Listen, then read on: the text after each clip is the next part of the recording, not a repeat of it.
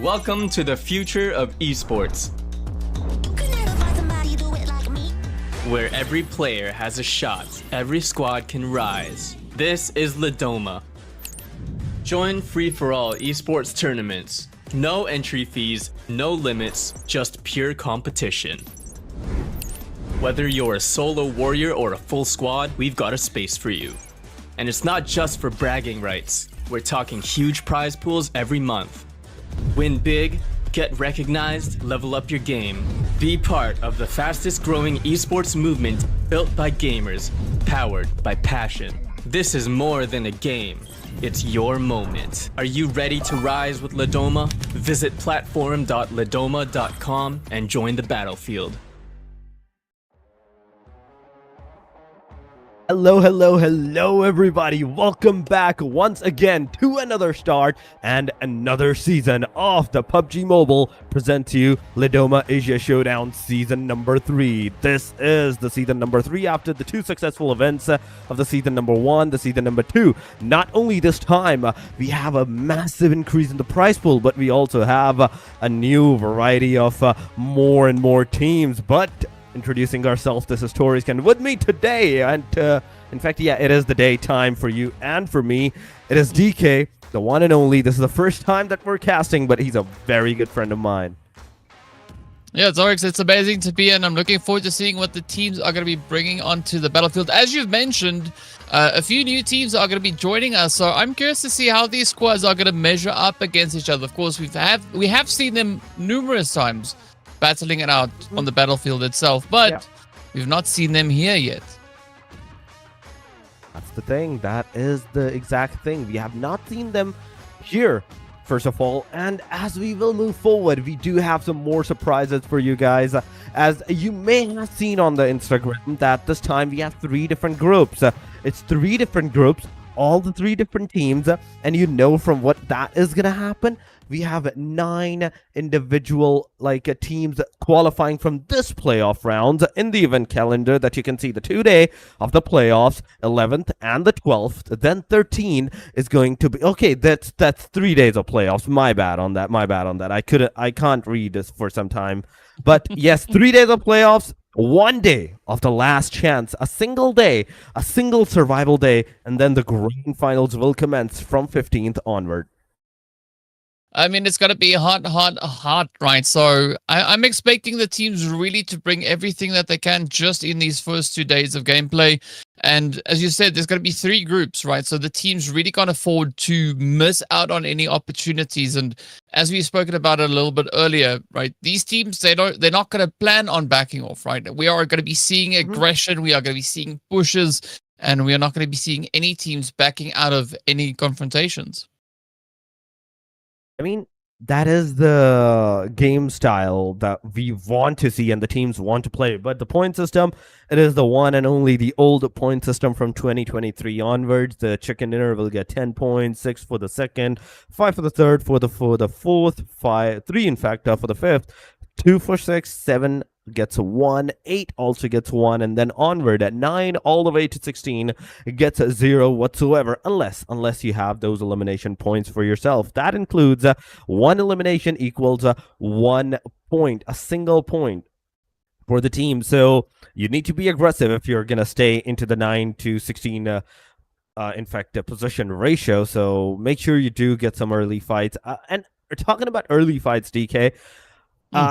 Judging from this lobby, we have seen them play numerous of time in all of the different events and all of the different scenarios, and we know them that they are used to those early fights as well. But now that the stake is on the $1,500, will they even go for those fights yet again, or they might try to go for a survival kind of thing?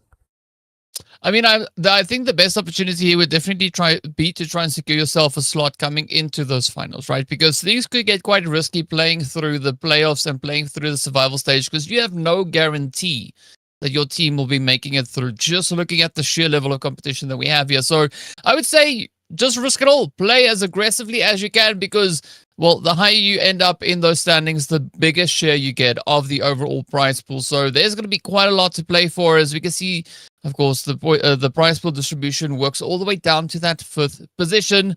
And if you're the MVP, you get an extra additional $50 added on top of that. So I think it's going to be a very tight competition to see who will be the one to actually get that MVP award. I mean, MVP, the race will definitely go up, but it will go up in the finals because that's where you're going to have the prize pool section for yourself. But we have our groups, ladies and gentlemen, the Group A and the Group B on your screen. From Group A, we have Alpha 7, DRS, BIGETRON, by Vitality, DPLUS Kia, KINOTROPE. There's the team Secret, Alter Ego, and NEXORY, and Champions Esports in the Group A. Oh, very exciting lineup that we have there. But of course, it doesn't stop. We have Group B as well. We got HORAA Esports as well as RRQ Ryu. We got SEM9. We got DRX. We got Alpha Gaming, Vampire Esports, Boom Esports, TALON. And then, of course, the players all the way from Tribe, AEROMACY. So I think there is going to be a very spicy day ahead of us here. I mean, we've got a few maps that are going to be coming up. Looking at the lineup here, I hope you're ready, right? I'm putting on my seatbelt right now, making sure I'm strapped in, that I'm not going to go anywhere, because this is going to be quite a bumpy ride, I think. I kind of need a seatbelt for myself as well by just looking at the teams. It's super like congested. All the giants, all the big teams squeezed into these two groups, and now they're gonna face off against each other. Talking about the roster, it is all the player names. We have Mafioso, Carrillo, Revo, Squash Boo, there's Kunha. From the Alpha 7, we have DRS, KillYT, Example, JD, Narasima. There's Dan Chad as well. Then BIGETRON by Vitality, Ryzy, Starless, Federalis, Nape, Non, Ambon. There's Kent. Then we have DPLUS Kia with 5 players. CHPZ, Forest, Noibu. There's Osal. There's Fabian. We have known these players that play back and forth, even if not in the same team. Some other teams, because the squad rosters have changed tremendously throughout the time, and I'm talking about from all the way back from the 2020 right to right now 2025. That's a 5 years of experience that all of these guys have for themselves. I mean, we've spoken about this, right? And it's not going to stop there as we move into the next few squads, just to show their lineup that they are bringing in here. And of course, already just looking at what we have here, right? It just tells you that it is going to be a pretty tough play. I mean, looking over towards Team Secret, we've got Xerus, Frankie, we got Tranks in there as well, we got Dockel in there. Looking over towards KINOTROPE, we got Mark, Finale, Ozzy-san, Tamer. I mean, there's so many players on this list here. And this was just the first 8. Well, we still have a few more to come. And of course, we know exactly what these lineups are going to bring along with them. It is going to be absolute chaos, mayhem, and insanity that will be unfolding on that battlefield. And I want to see who's going to be the one to bring the most, though. I mean, I'm going to have one more thing to add up on this. We were talking about all of these fights that is going to ensue, but DK, the best part is it's 9+9 teams. We're not seeing 8+8 teams. We're not seeing a standard lobby of 16. This time, from today onward, we're going to see a lobby of 18. And you know, the more the teams are, the more congested the area become, the more contested those early fights actually occur. And those early fights, the chances of them happening because of the plane line suddenly going all the way down the south, from the south to all the way from east to corner side, western side, those are the crucial factors that will come into the play. If you have even a slight bit of bad plane line, there's going to be so much clashes that might occur into the premises, and we might see some very big fights. But one more question.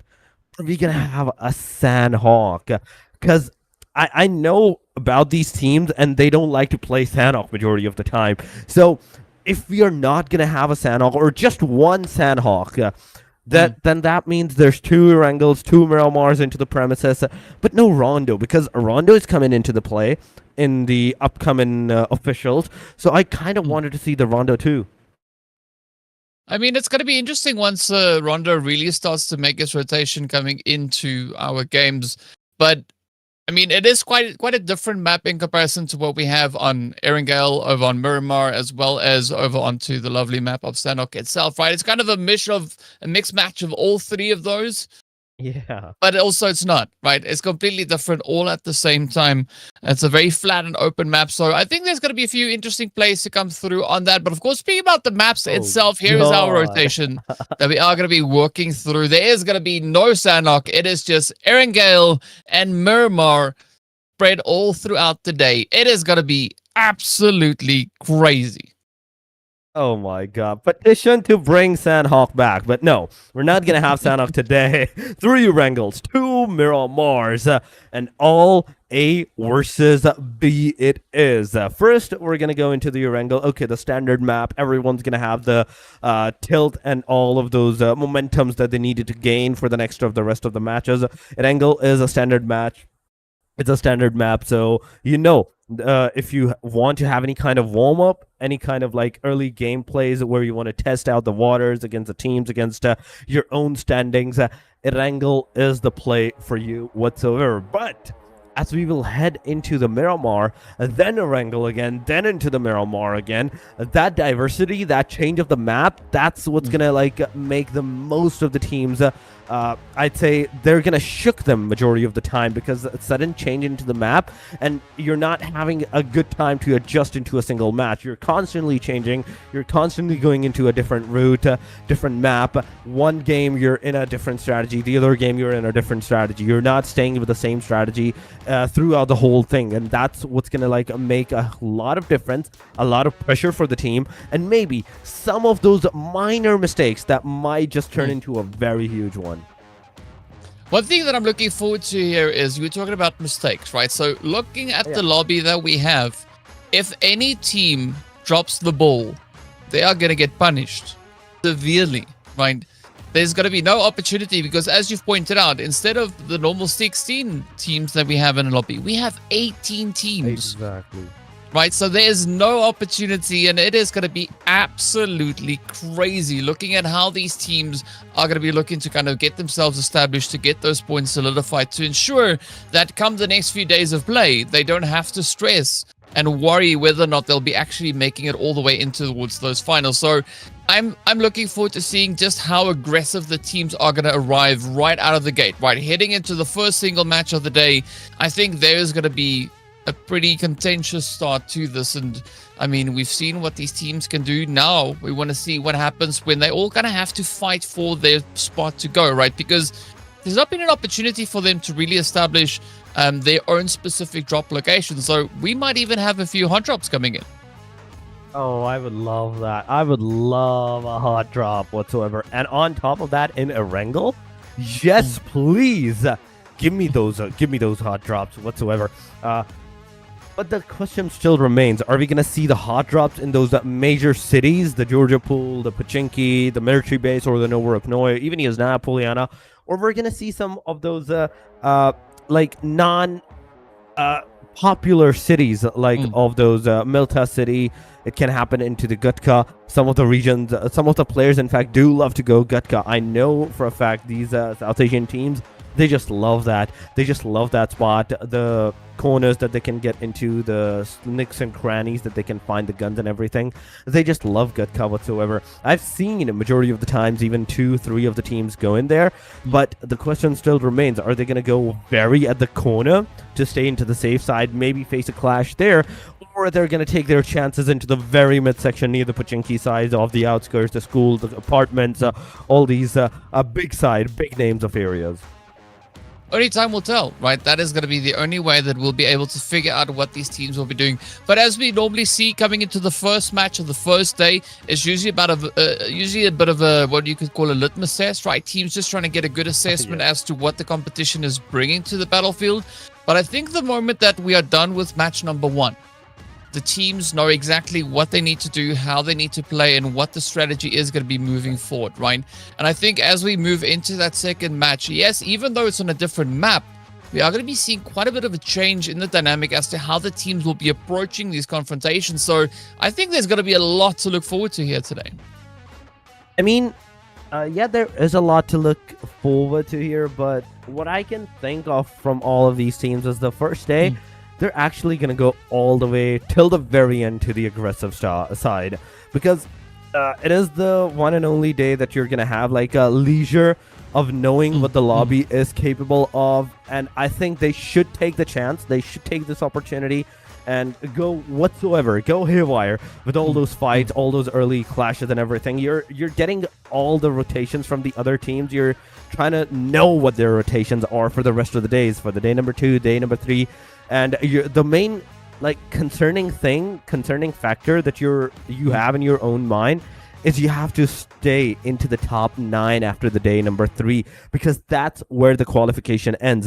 That's where the qualification is. The top 9 is going to go to the grand finals. Then the last chance, the bottom 9 teams will go into a very last chance survival area where it's a only single day. It's a single day. So bottom 9 teams, in fact, it's 24 teams. Yeah, so in last chance, we're going to have 18 lobby again for a single day, but 9 teams, one group, or some of the players from each group are going to go into the grand finals from this 3 days of action. So whatever they're doing, they have to do it really good. There is no chance of mistakes whatsoever. Yes, you can make some mistakes, but you have to make sure that you capitalize on them afterwards. If you keep making the same mistakes again and again and again, it's only going to come back and haunt you from one point to another. Yeah, no, that is 100% correct in saying that. And so I think one of the mistakes that I think some of the teams could maybe make is put themselves in grenade range of Doc. I think you have to watch out for that play, right? So I'm curious to see just how much utility they're going to look to use today. I mean, looking at the teams from this region and looking at other events that we've seen, utilities, they come in heavy, right? They're pretty good with reaching in with all the grenades. So I want to see how the teams are going to be looking to get themselves situated, play through these strategies. But I think the more important thing is where will the zones will be taking them, right? Because if it goes to the hills, it becomes quite challenging. If it goes out to the flat open spaces, there's no change, right? So anywhere, I think, on this entire map is going to be absolute mayhem. But we'll find out exactly what the teams have in store for us the moment that we get into our first match of the day. So Erangel is going to be, I think, the big revealer to show us just how aggressively these teams are going to be looking to kind of establish themselves here today. I mean, that's what's taken the most time, too. We're waiting for the big reveal at this point. We're waiting for the curtains to drop, for the match to even, in fact, begin. And from what I can see, it's not going to take too much of a time from this point onward. We're maybe 1 minute, 2 minutes max. Then we're going to go into the match. So stay with us, ladies and gentlemen. Do not go anywhere. And during that time, why don't we talk about the video that we saw at the very start? The platform.lidoma.com. You know, it has been going for the past 2 seasons as well, that this platform is providing the teams an opportunity for not just the PUBG Mobile, but for all of the different games of the mobile as well. You can get good prizes, the money factor is good, the motivation is there, and the first thing, if you do good, you even have a chance to like feature your own team on these like streaming phases as well, streaming stages as well. So make sure you are going there, sign up for that, and monthly it's up to $5,000. The last time we had the opportunity to say it out loud, $5,000 every single month that will distribute throughout the games, throughout the teams. Give me the website again. You said the magic word there. I need to go. I need to go check it out. You need to go check it out. It's platform.lidoma.com, ladies and gentlemen. But yes, make sure you also do like the stream and subscribe to the channel, because there's a lot of you. We can see a lot of you into the comment section as well. But yes, the match is about to start. The match will commence in a short while. And DK, before we head into the match, do you have any specific team that you're rooting for tonight? Ooh, I mean, there's a quite a bit to choose from here, but yes, I would go, and it's not based on what I'm seeing in the chat, because the chat is shouting for HORAA We It's see HORAA. A1 support coming in there as well. A1, unfortunately, as we know, not playing here today. But okay, so I'll go for one of two. I'll either go for Alpha Gaming from Group B, because I want to see some crazy plays on that side. And then on the other hand, I'd go for, I'd say, DPLUS Kia. And you? How about you, Torix? Oh, okay. Very good choices. I mean, whatever we choose, it's a very good team whatsoever, no matter what. It's a good choice. But yeah, I'm thinking of Vampire from the Group B and Alpha 7 from the Group A. Ooh. These are the two names that I kind of think may have the potential early on because of their constant early fragments that they usually go. They go completely haywire onto first early stages. So, I mean, isn't all of these teams at this point, all of these names? So it's right now a matter of factor of who's gonna have like the upper advantage, the position wise, the location wise, and most of all, their synergy wise. That synergy is where it's gonna like matter the most whatsoever. You have good position, you have good strategy. You don't have a good synergy. No, it's not going to work for you. But ladies and gentlemen, we're not going to take too much more of your time. And we're going to take you straight into the game number 1 of the match. It is Erangel going no rope no all the way towards the quarry. DK, I told you, it's going to be a very diverse playing line, and southern side favored it is. I mean, it's not looking bad at all, but I'm going to be looking to see how these rotations are going to work out, right? Will we have the zone maybe being a little bit cheeky, taking us all the way up and towards the north, or is it going to play along and maybe go a little bit more center or south, right? The teams, of course, will decide exactly where they will feel they need to get themselves situated, and we'll see a lot of that now come through. But it is the playoffs. It is day 1, game 1. And it is go time, right? There we have it. The zone, of course, is going to be centering up quite beautifully over on towards Gatka. And I want to see the spread, right? There could be quite a bit of contention coming into this early game, as you said. I mean, a majority of the teams dropped on early at this point. There's a AEROMACY, there's Alter Ego together into the Military Power Plant. Into the city, we can only see the DRS as they usually go there. But yeah, Pachinki, I can see maybe 2 teams going into the Pachinki side as well. But yes, no circle contestations. Every team has their own separate locations that they can get the loot for themselves. But BIGETRON by Vitality. Look at the formation that they have. 2 to 1 to 1. It's a split ratio. All of the quarry region is for this team. But early stages, the HORAA esports near the shelter side, the Alter Ego versus the AEROMACY. I kind of want to see this fight happen at this point. I kind of want to see the teams go for that aggressive stances. But on our screen, it is Team Secret first and foremost. Into the farm areas close to them, there is the guy from the RRQ, Ryu. The Terang, no movement whatsoever. He's going back into the compound. He's going to go into the safe area. But RRQ, they're completely like split too. One team is to a different player. One player, in fact, is to a different team. The other guy is on a complete different team. But there comes the grenade. It might hit the player. The players are going onto the buggy. And, okay, they did not get out of the buggy. But GK, he's the one that's going to be taken down alongside another guy. It's not just one. Secret has lost 2 of their crucial players. Yeah, it's no secret that there's a lot of aggression in the early game. Look at the sprays that are coming through. RRQ trying to clutch it up, and there we go. It is the first squad-wide Team Secret making their way back into the lobby as they get eliminated. And RRQ, Ryu, absolutely establishing themselves with quite a bit of dominance. I mean, all right, so that's 1 down. And we still have quite a few more teams to go. BIGETRON also by Vitality also starting to get themselves now situated throughout that quarry region. As you pointed out, we saw quite a bit of a wide spread, right? That 2-1-1 split. Now I'm curious as to how they're going to look to potentially condense that play moving through this. Looking at the rest of the teams, though, there's still going to be quite a few opportunities. Even TALON now starting to mobilize, moving through farm, getting the loot, and just getting the heck out of Dodge.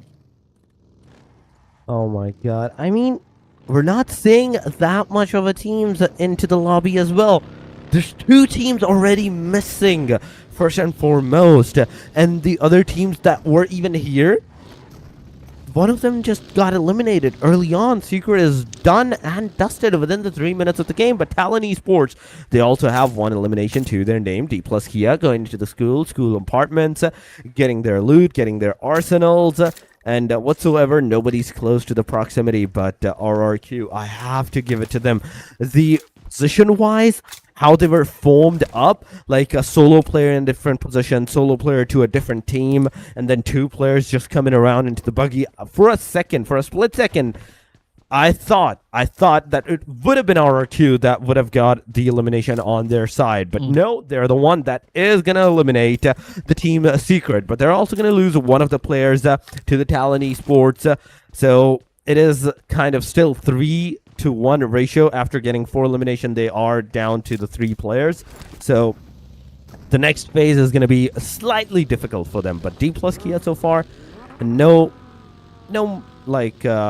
hard work whatsoever. Easily getting that loot, getting that arsenal, and nobody's even close to them. They're easily gonna get into the circle on top of that, even though they were outside. Alpha 7, another name, over all the way to the eastern corner. Lipovka, it is almost 3,000 meters away from the circle, and going into the circle, that's gonna be a hassle now. Yeah, especially looking at what they have positioned ahead of them. But as we know, Alpha 7, Korea, and the rest of the crew here, they're not going to have too much of a difficult time finding an efficient rotation, right? Yes, are they going to have a few bumps in the road? Guaranteed. As we saw, a lot of these teams will find themselves in quite a bit of a predicament. But Lipovka, for the time being, is quite far way away, as you pointed out, from where that zone is, right? Of course, all the way over towards the far western side. And now we have Alter Ego holding up right alongside Alpha 7 here. So there's going to be already a bit of an exchange coming through, as we can see both teams are starting to move themselves up in towards that more western positioning. But Alter Ego trying to get a good read as to where Alpha 7 will likely look to rotate towards. Doesn't seem like they're too committed to getting into a fight just yet. I mean, this is the team that went to the Milta power plant, disengaged from the fight of the tribe AEROMACY, and now they're close to another team. And judging from the fact that they disengaged from one fight, they're just gonna do the same thing again. But DRX on our screen, there's a Big Mama, there's QXEZ, there's DRX's Nia, there's Gaga. In fact, Big Papa, in fact, there's Big Mama, there's Big Papa. I kind of want to see now Big Son, Big Daughter into the roster too. I kind of wanted a whole family of Big from this point onward. But yeah, 7 minutes have passed, ladies and gentlemen. And from that early fight, nobody else is going into any kind of exchange, any kind of fight whatsoever. But BTR versus DRX, in fact. That can potentially happen. But Talon Esports, once again on our screen, shields away from the teams, kind of super far away. But wait a second, do I see Johan just disconnected? Okay, he's back. There we go. It was only temporary, just to see if you were actually paying attention. That's all they were doing. It's just a test to see if Torix is paying attention for today. But yeah, I mean, we did see BTR starting to kind of circle around DRX on that position we had previously. Of course, the blue zone is going to start to make its way on in. So Alter Ego, they will have to find a way or potential position to move in towards, as they are going to be heading further and further, now approaching the edge here of Potato Hill.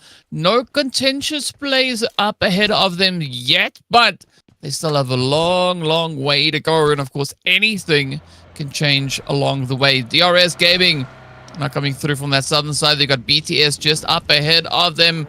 Of course, that vehicle skin looking quite strange as per usual, but here we go. JD moving up in towards the Wizard Tower, looking to see if they can get a quick little bit of loot there. I can't fault that because I do exactly the same, but Alter Ego now finding themselves in a bit of position. Of course, the shots coming through from up on a hill. Oh, nice. Krypton though, getting it in.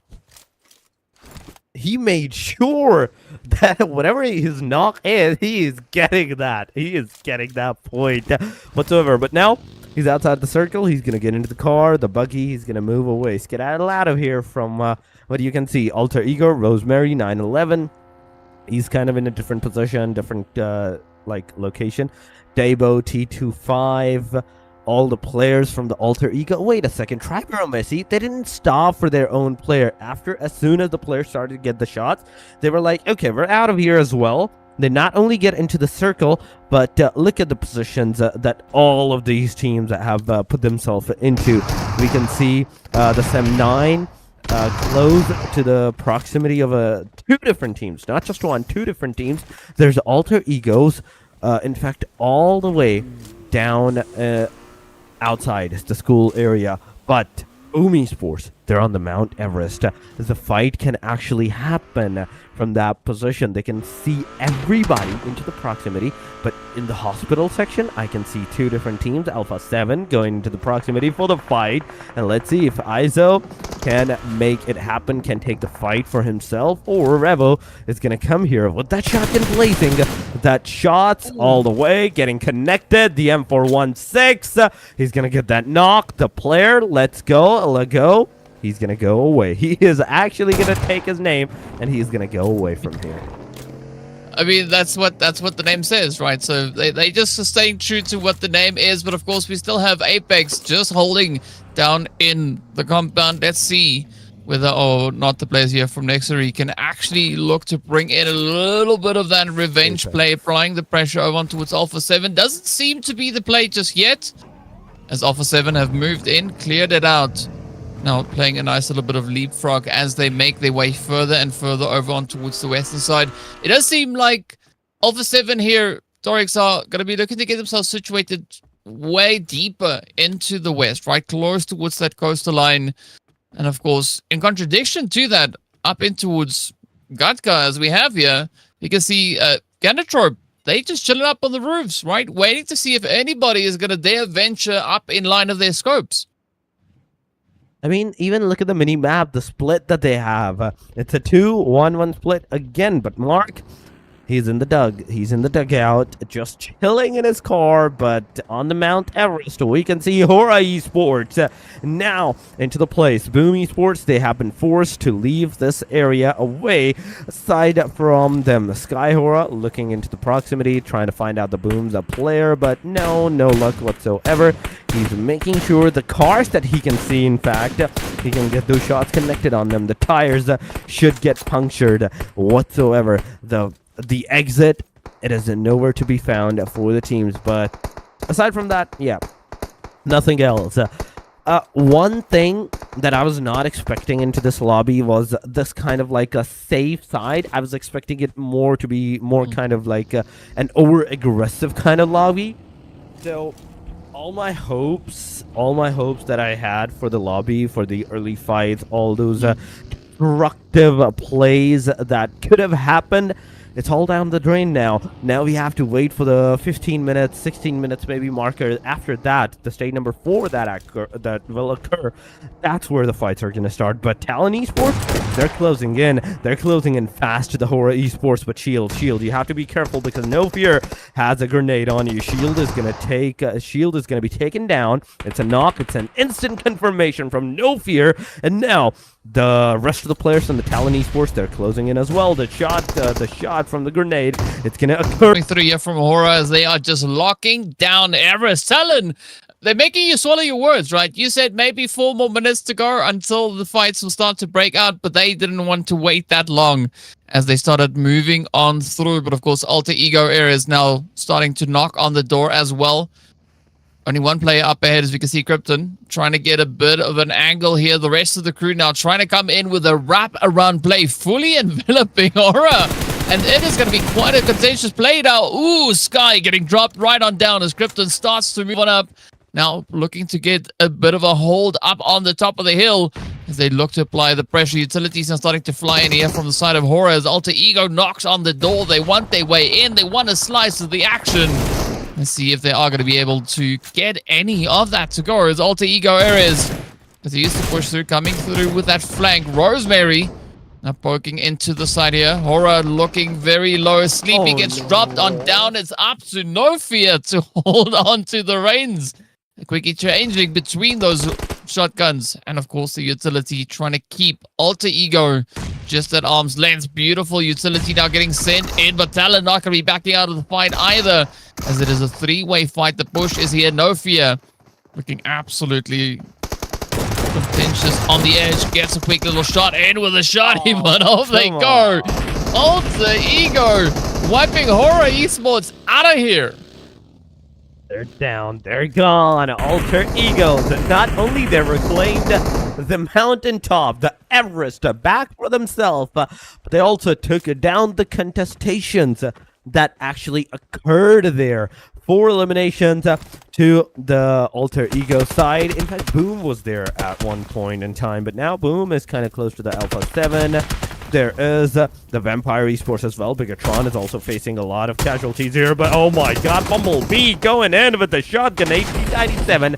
It is, ladies and gentlemen, he's going to make sure the connectivity occurs and instantly a confirmation into the play as well. Big Papa now trying with the M416 to get all of the shots connected, but he has to look at not one, but 2 different directions. In the front side, there's Boom Esports. In the back, there's the team Vampire Esports just chilling into the proximity, but the grenade is not gonna happen. The grenade is not gonna connect. In fact, Boom, Ponbit is gonna take Snape down as well. Now Ponbit with the Molotovs and everything, he's gonna make sure he's trying to try to deny the entry for the players, but DRX QXZZZ, he was like, okay, I'm taking the leap of faith, and he took that. He took that.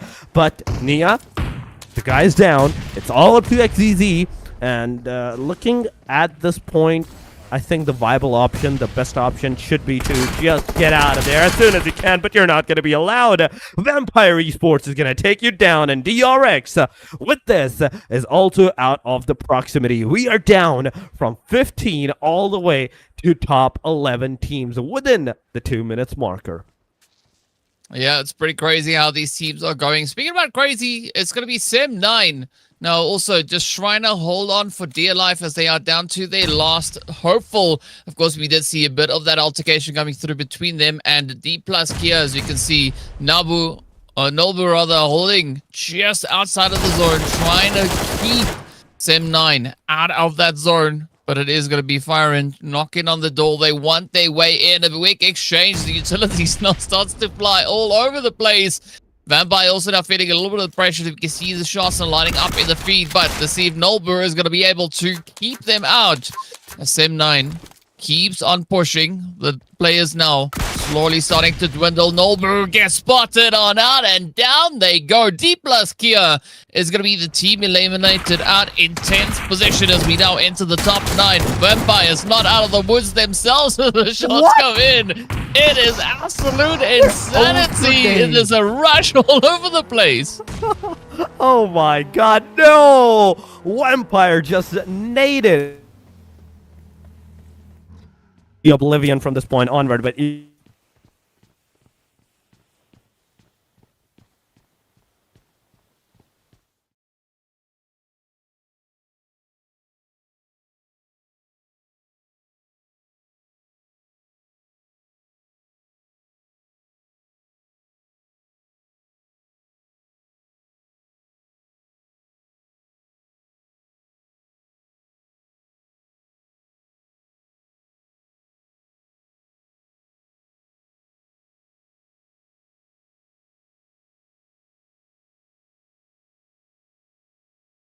that's where the diversity came into the play. That was one thing that none of us were expecting. But here we go, ladies and gentlemen. We are back into the game. AEROMACY on our screen so far. There's Trix, KM, Rig going into his car. But why is he going outside of the play zone instead of going inside of the play zone? Yeah, that's an interesting question. But of course, look at what they have here. There is not a lot of positioning to play, as I think AEROMACY, they just waiting to see if anybody's going to look to push in from that northern rotation. I mean, this is a beautiful bit of a gatekeep opportunity here. but we don't quite know if there's anybody situated to their north. We do see Alpha 7 coming through on that southern side, and of course, it is going to be one of the Talon players that we have alongside, well, Alter Ego, that needs to get those rotations secured. So that could maybe be who they're waiting for. Alpha 7, though, beautiful setup as we can see them waiting patiently. See if Oh my god. it is an opportunity. DRS, though, in the meanwhile, just find themselves even more of a chance, more of an angle as RRQ now falls victim to the sprays. But the numbers still looking pretty steady. Still 7 teams available here. There's still 7 teams, but one good thing that if you get eliminated from here, you're gonna have one at least a positioning point for yourself. You're gonna have that great. But wait a second, why is JD faceless from this point onward? This is my question. Why is he faceless from this point onward? But we'll talk about that in a short while. Talking about DRSS Gaming's JD, the shots, the sprays that he tried to get those shots connected on the players. It was good. They tried their level best. But okay, that's a default picture. That's a default picture. So you can put anyone's face there whatsoever if you want to. But Force for you so far, close to the SEM9s. The grenades, 6 grenades in the guy's hand. Okay. Who gave the whole boxes of grenades to this guy? This is my question. But Foster you, he's throwing every single one of them onto the SEM9. That's the second one that he's gonna throw. No connectivity whatsoever. Another one, maybe in a short while, but I don't think so. I don't think so it's gonna happen. But JD, from the backside, he is the one that can actually make the most intriguing entry from this point onward with the Molotov that he just threw in the compound. They're gonna force the players to like move a little bit from their like original position, and that's when you're gonna have like the location pitch to yourself. That's when you're gonna know where the players are. The shotgun is gonna go. One player is gonna go down by the hand of Foster you. He's gonna jump shotgun that elimination. Second one also down. It's over. Foster you. Beautifully done. A 1v2. That's 10 elimination to the team RRQ. Well, RRQ not going to be stopping with the pressure being applied to them as we see have DRS Gaming now looking to get their share of the action. They've now sat back patiently waiting for this fight to get concluded, not being able to sneak in any of those eliminations, but now it's going to be Foster Ryu trying to hold on for dear life. Absolute bombardment. Talk about the tables getting turned right on them as they've now have to try and survive. Ooh. Nice little bit of a hiding opportunity here, but DRS, they're not going to hold off. They are just going to let it all loose. They want that one additional elimination. I'm looking at DRS throwing everything at their disposal to that single guy, and that single guy is still on the full HP side. He has not lost a single bit of HP.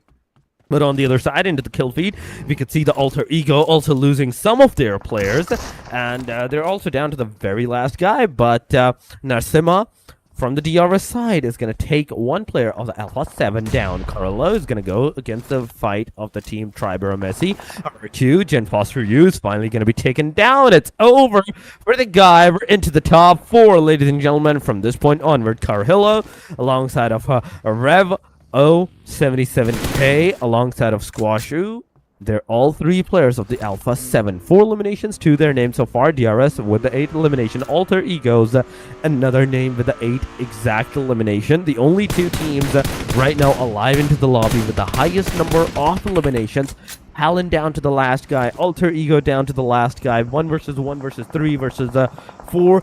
This situation is going to be super hard for every single one of the players. I mean, Alpha 7 looking pretty good with the amount of players that they have, not necessarily the best position that they have, sitting on towards that northern side of the zone. And I think DRS here are really going to be looking to contest them for that winner chicken dinner. Alpha 7, though, only 4 eliminations, as you've said, so they've not been going all too crazy just yet. But DRS, they are going to be cleaning it up as they do find quite a bit of an advantageous angle. Alpha 7 losing just another player. So Revo and Carrillo trying to hold it nice and steady. Still a good duo spread coming through here for the side of Alpha 7 as we see Carrillo now spring into action with JD and the rest of DRS. comes running through. It's up to Revo to see if they can clutch it out. A 1v3, and this could still turn in favor here of Alpha 7. Is it going to be likely? Not all too much, but it's all going to depend on what Revo can do with these next few sprays, these next few plays. Talon, in the meanwhile, are going to be taken out all the way over towards that far side as the shots connect on through. No, not yet. I mean, Talon still alive on here somewhere, I guess that is, but here we have it. Oh, the play is in, and that is going to be DRS securing themselves the winner chicken dinner. They came into this last zone with 4 players up. They held steady, they held true, and they got their hands on that first victory. What a play. What a play it is. DRS, the first winner chicken dinner takers. And on top of that, a decent number of eliminations too. I think it was somewhere in between 12 maybe eliminations or 11 eliminations that they're going to have. Meaning 21 points in the start of the game. It's a very, very decent start whatsoever. It is the WWCD for these guys. Narsima, Killer YT, Example, and JD. It is, ladies and gentlemen. So, from this point onward, now, as these guys have got the winner chicken dinner, they have made sure that Erangel is kind of their advantageous favored side. They can survive, they can get that chicken dinner with the decent number of eliminations. Now, the next step is to survive for the Miramar, because you're going to be changing into the map. You're going to be going into a different one, trying to get some decent number of eliminations from there onward as well. But I kind of want to see how the rest of the teams have played it out. But the MVP, first of all, ladies and gentlemen, it is going to be Killer YT with 4 eliminations, 813 damage, and survival time of 23 minutes, close to that proximity. Yeah, I mean, pretty good stats coming through here for our first MVP, all the way there from the side of DRS. A very hot and spicy game to start us off with, as we were predicting. And so it's all going to boil down to what will come through next. Because aside from our MVP, we are going to be taking a look to see exactly what our match rankings look like and where these teams find themselves. You predicted the 21 points. In fact, it was 23 coming through 23. for DRS. RRQ Ryu coming through on 13, followed by Alter Ego and Alpha 7, all walking away with those double-digit pointers. And of course, if we look over to the right side, there's a few teams with, as I'd like to say, a bag of donuts, right? Boom Esports, NEXORY, as well as Team Secret, all getting sent back. But, of course, as we know, only first match of the day, right? Still got a few more to go and several opportunities to secure those points. Oh, there's definitely going to be a lot more opportunities to secure the points. But I do love the fact that even though RRQ got early eliminated, the amount of eliminations that they have speaks for themselves. 10 elimination is a very big number, very great number. They just need to focus somewhat onto their survival, and they can do really great. But DRS, ladies and gentlemen, they're the one that is going to be the victorious victors for the Erangel match. Miramar now from this point onward, then Erangel, then Miramar. We're finally down to the 2 of each maps from this point onward. 2 Miramars, 2 Erangels, and now as the Miramar will commence from this point onward, there's going to be a lot of changes. Yes, we didn't see any kind of like fights happening that much early on into the Erangel stage. Yes, that there was the one fight, Alter Ego versus I think it was Sem9, that got into the fight early on, the very first fight, RRQ versus M9, that happened. So from that point onward, now it's about the fact that how the teams can actually go and form themselves into the Miramar match. But yes, before we head into the Miramar, ladies and gentlemen, we will be going for a short break. Do not go anywhere. Make sure you hit that like, the subscribe, and make sure you keep following, because we will be right back after the short break.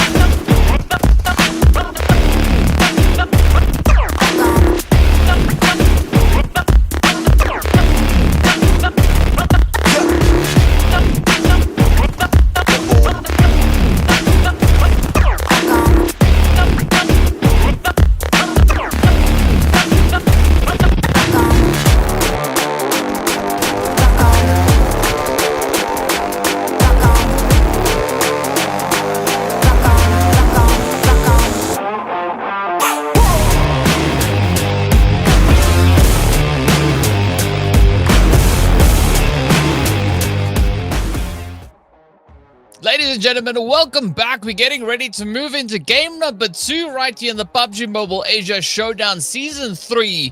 Of course, it is playoffs, day number 1, game number next, or game number 2, however way you'd like to say it, is coming on. And of course, you're here with myself, DK, and of course, Torix. Now, if you missed the first match, DRS stepped up, came in with a glorious winner chicken dinner.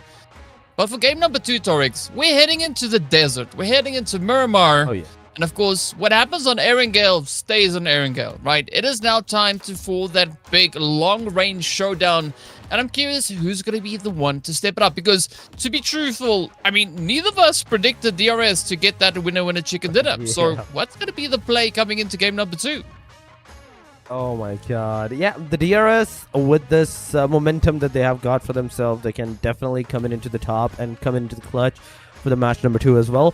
But from what I think is that some of the teams, not all, some of the teams will try to beat down DRS at the very start of the game to take that revenge factor from them, maybe into the early stages. But yeah, the early stage, the factors, the engagements that might occur, that's one thing that we will know after we see the playing line, after we see the teams that drop off. Because Miramar is such a vast map, it's such a big map, that no matter what, you can be into a safe spot. No matter if the circle, if the playing line is not in your favor, it's not in anybody's favor, it's going in one corner, you can still have a chance to go into a safe side location. You can, took that nook and cranny for yourself. Just hide for yourself. But one thing that Miramar is super dangerous off is that fact that if you don't have a car, you're not going to be able to rotate properly, and you might face the consequences of that late rotation, maybe with your own lives. Well, speaking about our own lives, right, we are going to be earning the flight path as we come in from the east, heading to the west, just cutting the map right in half. I think for the spread, though, this is where the teams are going to be quite satisfied, right? Everybody can essentially kind of get themselves situated into a pretty good position right here. And of course, as you've mentioned, those vehicles are going to come in clutch, especially for these early game positionings. So let's see who is going to get the party started, as we already have Alter Ego starting to make their way up towards the north, getting themselves out of the plane nice and early. Of course, DPLUS Kia also going to be heading down towards that southern positioning. But I'm curious whether or not RRQ Ryu are going to be able to make it beyond the solo this time, right? Are they going to be able to keep those numbers strong and steady pushing into the late game? Or will they get bullied into a corner yet again? Oh my god. Oh, RRQ. You did so good into the first match, but you couldn't get that positioning for yourself. Yes, they did got bullied at the corners, but so far on our screen, on the mini screen, we can see Alter Ego so far on the screen getting that loot. I don't know what is this guy doing, getting into the card, getting out, maybe trying to know if there is anyone into the proximity, but there's nobody here. But Vampire Esports, they dropped at the Picado. And close to them, there is another team that can take the fight with them. The circle is going to go toward the northern side this time around. The northeastern side, in fact, Torre Ahumada, the El Azhar areas, they are into the circle. HORAA Esports going all the way to the western side of the circle as well, near the team RRQ. There's Lapa, maybe close to the proximity of Sleepy, and that fight may occur. But so far, it is a Vampire, Miaula, with the Winchester 97. 8 only bullets. Okay, he couldn't pick up the bullets, but there we go. Sem9 versus Nex, and Apex gets taken down. Sem9, this time around, getting those shots connected, getting those connectivities done upon on the players, and that's the first frag, first point that they're gonna have. Yeah, Monte Nuevo is where the action is at, as Sem9 just well, try to get even more of the action to go here. But as you said, right, it is a little bit of a stand down coming through between both sides. There's going to be NEXORY also just this time keeping their heads on the swivel, right? Because we did see Alpha 7 surprising them in the previous match, rushing up on that hill just towards the southern side of Georgia Pool. Let's see how this one is going to play out as Demo starts to move on up. Will they show us how it's done? Or Will they be taught a lesson right now? Of course, we don't know. We'll find out pretty soon. But I gotta say, though, a decent spread coming through with a big chunk of our teams, right? We did see, as you've mentioned, Vampires going up into Pecado. But ISO getting taken down as it is going to be Sem9 looking to clutch it up. They already tasted a little bit of blood. They won even more. You can smell it in the wind. But will they lock it down? One player is going to fall next year of NEXORY. Now, where will the next few players go?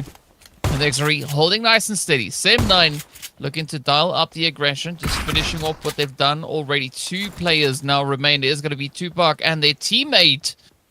But Sem9, I got to say, Dorix, I love this bounce back coming through from them. I mean, we didn't see all too much from Sem9 in match number 1, but game number 2, they're really bringing it out. They definitely are bringing it out from this point onward. 5 points into the game number 1. Now already securing 2. Almost going halfway into the early stages. It's a good start, but Sem9 firing. There we go. Demo OG with that UMP45. Getting those connectivities. Tupac Lego getting also Yumiko down. Oh my god, that's so not 1, but 2 of the Sem9 players that down and dusted. The grenade went into the Sem9's territory. That's a lot of damage. That's a lot of damage going on. Another one going on, but both of the players getting into the compound, into the safe side, but you have nowhere else to run from this point onward. The grenade is gonna go, the door's gonna close in the last second. Okay, he survived just barely from that door, but now Lego closing on from NEXORY. Let's see, Tupac and Lego and Demo OG. It's only up to these 2 guys versus the 3 of Sem9. 2 versus 3 into the Monte Nuevo, but AKM, in fact, at this point, I was about to pull the very big boy move right there. But yeah, AKM, 2-pack in the hand, and I do believe this is one of the guns that can do very wonders. Just a single headshot is going to be enough to, like, almost get you out of your wits. I mean, the AKM is scary up close, but so is the Uzi, right? If you come in with that Uzi, you're going to have to start backing up. Of course, a little bit of that shoddy play coming in here as well. Sem9 now down to U-High, as they've been having their numbers getting absolutely whipped from them. But it is Demo versus U-High, right? It is the big old standoff for there. God. We have a Sem9 ending the run here for NEXORY in match number 2 as they come in clutch. And actually, a good performance coming through from Sem9, right? They didn't lose the entire squad. Only 1 player has been taken out. They still are left with 3, so there's quite a bit of a move that can still be made on their end. Of course, speaking about moves, we see Alpha 7 now also starting to move their way on through as they are making their way up on through these northern positionings, looking for their next potential victims as they make their way through water treatment. And I mean, actually not too much of a widespread coming through then from the side of Alpha 7. Yes, they started over towards El Pozo, but now committed quite aggressively on towards that more zonal positioning. So a lot of rotation coming through here. DRS and their Golden Mirado. It is a signature that they are going to get that, and then they're going to move forward. But now, it is against a team secret, but I'm not sure why.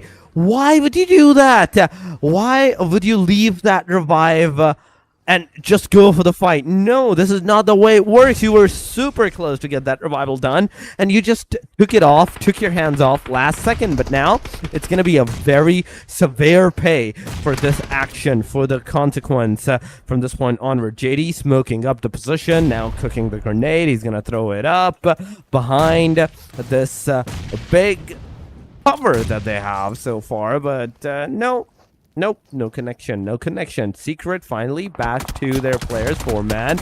It is Samsa finally getting that shot from the back side of Frankie. Team Secrets Frankie getting a back shot done on towards the players of DRS. That's 1, that's 2 down. The chicken takers of the last match. They have already lost 2 players into the very next game. And if it's up to Team Secret, DRS are not going to make it out of this one in one piece. But you got to give it up to the efficiency that we see coming through here from Team Secret. Just such a good read, widespread. And now it's going to be S holding on the side. The rush is coming through. The push is there. Tries to get a cheeky shot out the door. But unfortunately, Team Secret, they know the secret. And that is divide and conquer, as they've now absolutely just demolished the side of DRS. A solo is all that remains, and it's not looking all too hopeful for the rest of this match, at least for DRS. But they are feeling comfortable. As you can see, of course, those 23 points on board.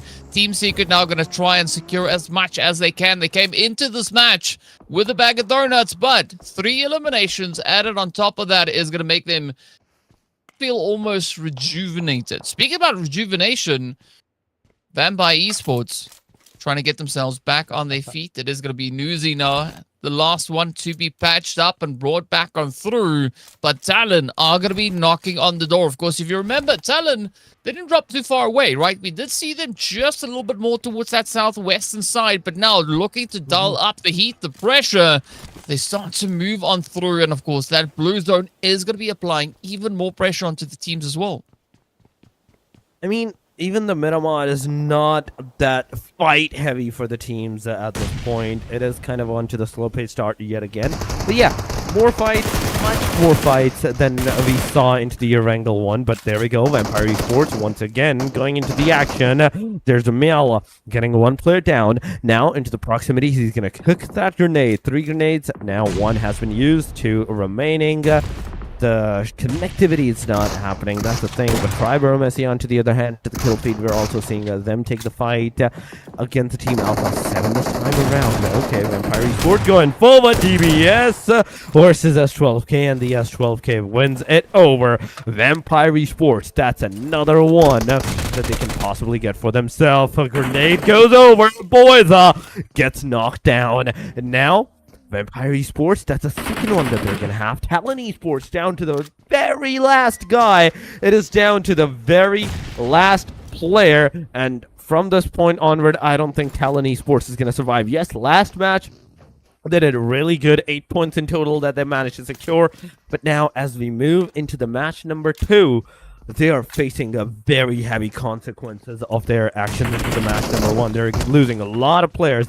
Joanne is the last guy alive. S12K, he couldn't even use that. And from the backside, it is Mielov at the 1897, the pump action. That's going to take all the players out. Talon Esports, with just a single elimination to their name against Newsy, it's over. I mean, what a great way to close it off, though, as the Vampires stepped up and they just regained control of the lovely Picaro position.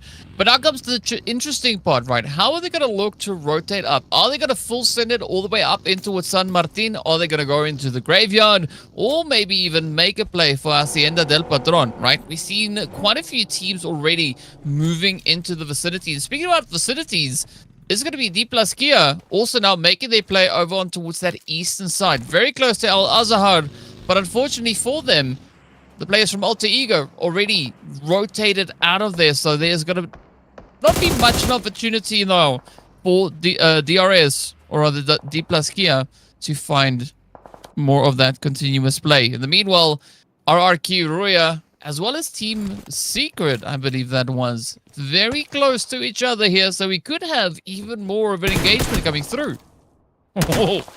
Oh, that could have been detrimental. Could have been, but Foster you barely just survived that. Lepa, he's also in the car now. Maybe he's gonna move forward, but now they have to really think of which angle they want to take the fight, because for a moment, a while ago, there was that Boom Esports that got one of the RRQ players down. So we can already assume there's more players. But wait a second. Is that a new feature? Did they just change the tire of their own coupe? And, whoa. Okay. That's very new. I was not expecting that to happen. I was not expecting mechanical for PUBG to get this mechanical onto the cars. It's time to get greasy, right? Go get your spanners. Go get your wrenches. And if you get tired, you can just swap it out and get a new one. But yeah, let's see what's going to happen here as we got BIGETRON by Vitality. Bumblebee just keeping a nice steady position here on the edge of Hacienda del Patron. Of course, BIGETRON, not too much of an aggressive rotation on their end. They just moved a little bit more from that San Martin position, heading a little bit more towards the eastern side, but up into towards water treatment. This is where things are going to look to be quite interesting. Of course, RRQ, they have found themselves in a few altercations. We did see those shots flying over on towards the side there of HORAA Esports. But are they going to be able to lock it in? Will we see a knock and a flush maybe coming through? Or is it, at least for now, just going to be a lot more of that long-range engagement? I mean, this is kind of like a standoff point where the things get stale into the Miramar match. At the stage number 2, it's kind of stale. The stage number 3 is also going to like occur exactly almost the same. Maybe some fights here and there into the proximity, but the circle's taking the shift. 14 seconds, ladies and gentlemen, and we're gonna have a different circle approach. HORAA Esports in the mini screen, you can see a lot of damage occurred to the guy, but he still barely managed to survive. But the circle, that's the big question. Is it gonna go south? Is it gonna go north? It is gonna go east, all the way towards the entrance of Elazar right there. But now Boom Esports, Alter Ego, in fact, they're easily inside that circle. They easily have the best position of the circle for themselves. There's Boom Esports. They can also hold the premises of the backside where the team RRQ. Alpha 7 is going to come in from the area. There's also, you can see the southern side where we can see the DRX closing in into the proximity. There's the RRQ maybe fighting with the HORAA Esports as well. So everybody, without any further ado, without wasting a single second, they're entering inside that circle. Whether they get into the fight or not, that's up to them from this point onward. Whether they want to take the fight, there's the secret as well. A team that got eliminated, the first team that got eliminated into the Erangel match, now they're up against Team Vampire Esports. Right in front of each other, Vampire, he's getting that shot, but not enough to get that elimination. Easily getting into the car with his team members and just moving out of here. Easy exit right there. But RRQ into the meanwhile, with 13 teams alive, nobody wants to get into that hassle of the fights, and nobody wants to get into that aggressive stances, because they want to make sure that the lobby stabilizes a bit, get into the top 9, maybe the top 8, then they go for that aggressive stance. Well, it is going to be absolute chaos once we get into that spot. But in the meanwhile, it's going to be DRX looking to kind of squeeze their way on through. And what's interesting about what we saw on this zone is that there's quite a bit of a divide, right, between the north and the south. We've got that road going right through the middle. So the teams will find themselves on either side of the canyon. And we are going to be seeing quite a bit of an exchange coming through as a result of that. But we did see the southern side looking quite aggressive. The team's just full on committed to it. Now looking over towards the eastern side is going to be DPLUS Kia trying to lock it down. But Alter Ego looking to deny them any of that eventuality as Rosemary is knocking on the door, trying to push on through. Of course, the rest of the team now trying to see if they can get the angles. Oxel, I like that angle. Could maybe be quite an opportunity available for the rest here of DPLUS Kia.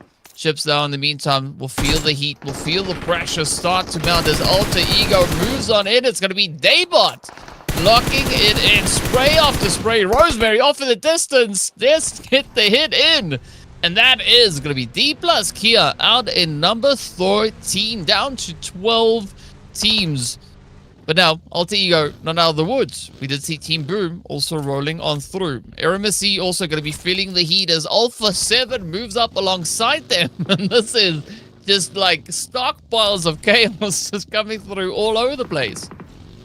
Oh my god. Everybody now wants a piece of another player. Team Secret losing their players are right there. Alpha 7 is also one player down into the knockout sections. AEROMACY moving inside that circle area to a safer side location, but they have to be very careful that there is Alter Ego into the proximity as well. Yes, Giante, you are going to the right direction, but that direction might take you out. Giante down to his dual HP. He's gonna get that shotgun connected. Oh my god, that's a very hard hitting shotgun right there. It's a MG3 versus DBS going on now for the heal part. It is, but oh my god, alter ego, why would you do that? Why would you leave the premises all alone? You could have gone forward and get that single shot connected onto towards the players, and AEROMACY could have scattered right there like a deck of cards from that point onward. For BTR versus Team Secret. Terang, no, this is not the right move. You stopped right into the middle of the road, middle of nowhere, and it's an instant like punishment for you. It's a knock, it's a confirmation, and Secret is also right now down to the very last guy. Yes, they managed to secure 5 eliminations into this game, but BTR, BIGETRON, where are you throwing those grenades, man? I mean, they're making sure that it's, you know, that there's no movement coming through from that little shack, right? I mean, talk They about don't efficiency. even want the shack to move. Yeah, it's like, I mean, that shack, it's looking a little bit risky. As you can see, Optimus now in their prime as they start to move on through. HORAA, oh, getting absolutely squashed here as Vampire Lazarus comes on in. But they're not out of the situation just yet. HORAA, yep, there we go. Sleepy getting taken back into the slumber there as Team Secret now gets eliminated. Off they go. Vampire also looking to see if they can find even more. Already 6 eliminations up. They have lost Nuzi rather in the process. But 3 players is not going to be too much of a deterrent here for them. We still see 2 squads knocking on the door, coming in over on towards that western front. But HORAA going to try and bounce back as it is. No fear.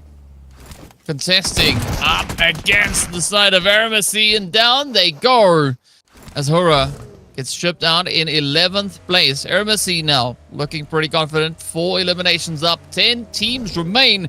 Not a lot of space left in the zone though, but they are going to look to just lock down at least the north.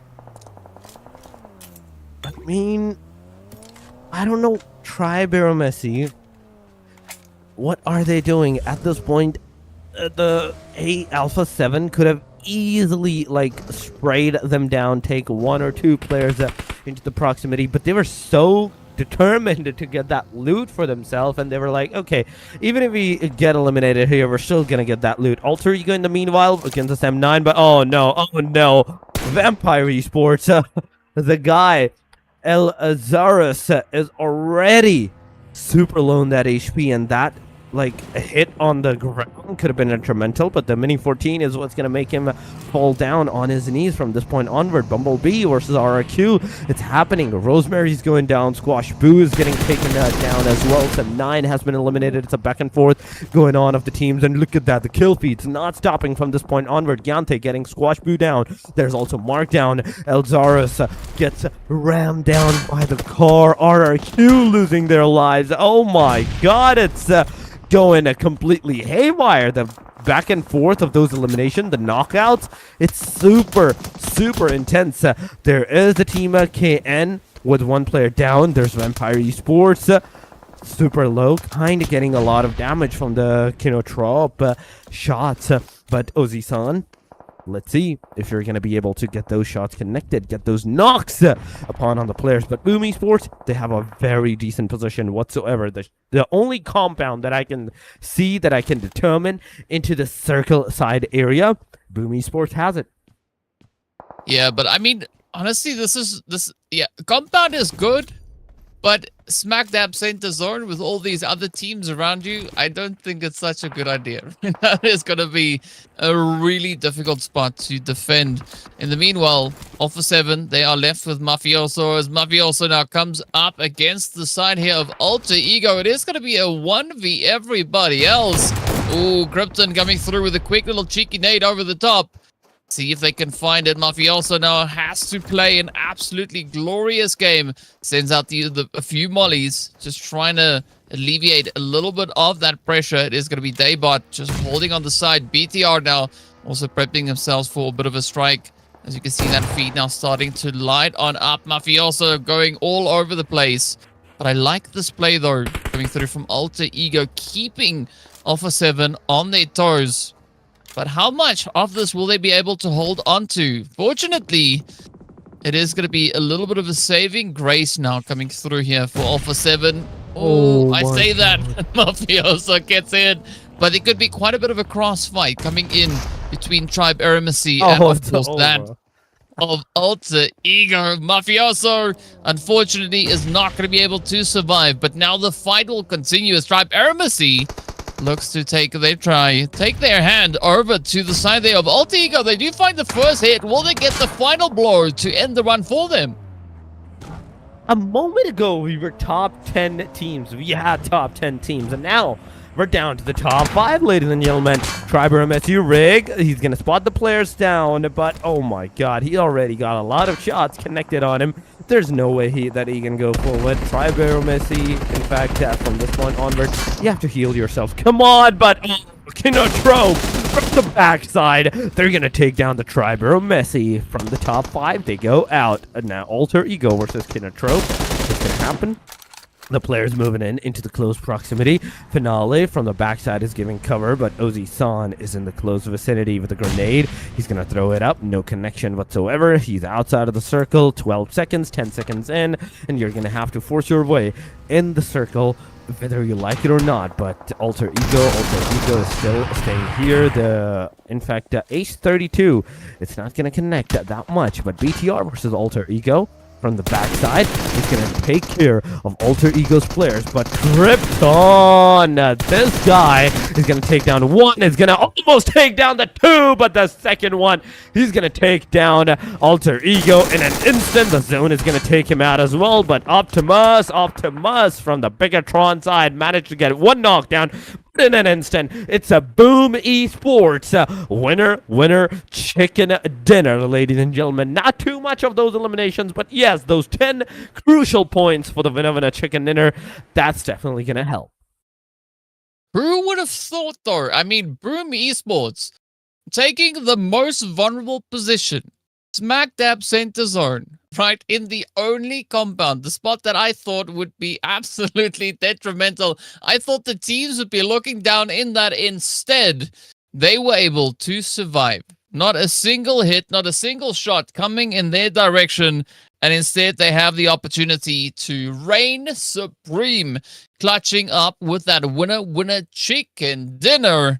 What a play. But we did see quite a bit of fighting, though, coming through. And, of course, it is going to be the MVP award going to the side here of Vampire Esports. So you can see 5 eliminations and 700 damage getting dealt. So, again, not very crazy numbers.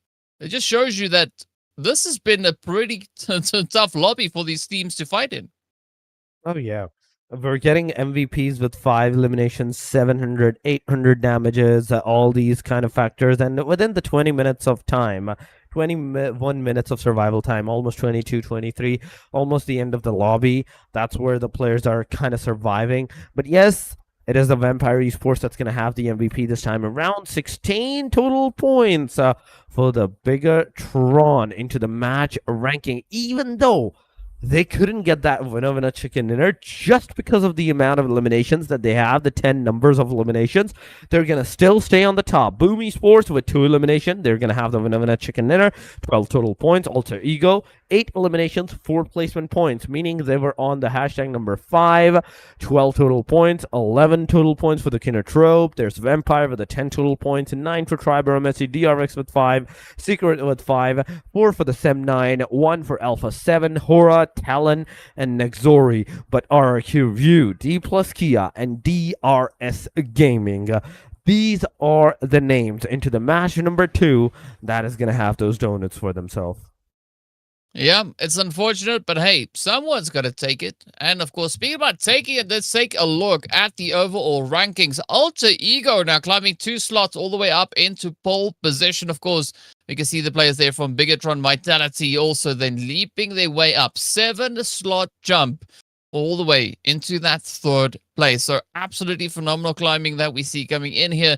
Tribe AEROMACY also making their way all the way up into that 5th position. Of course, sharing the position alongside Vampire Esports. RRQ, though, they've been moved down a little bit more, right? Down into that 6th position. Boom Esports, that glorious winner chicken dinner, catapulting them all the way up into 7th position. So still a very interesting spread that we have with the teams here. As you can see, at least everybody on this first page coming through with those double digits with regards to their scores. And that only after 2 matches. But that means moving on to page number 2, right?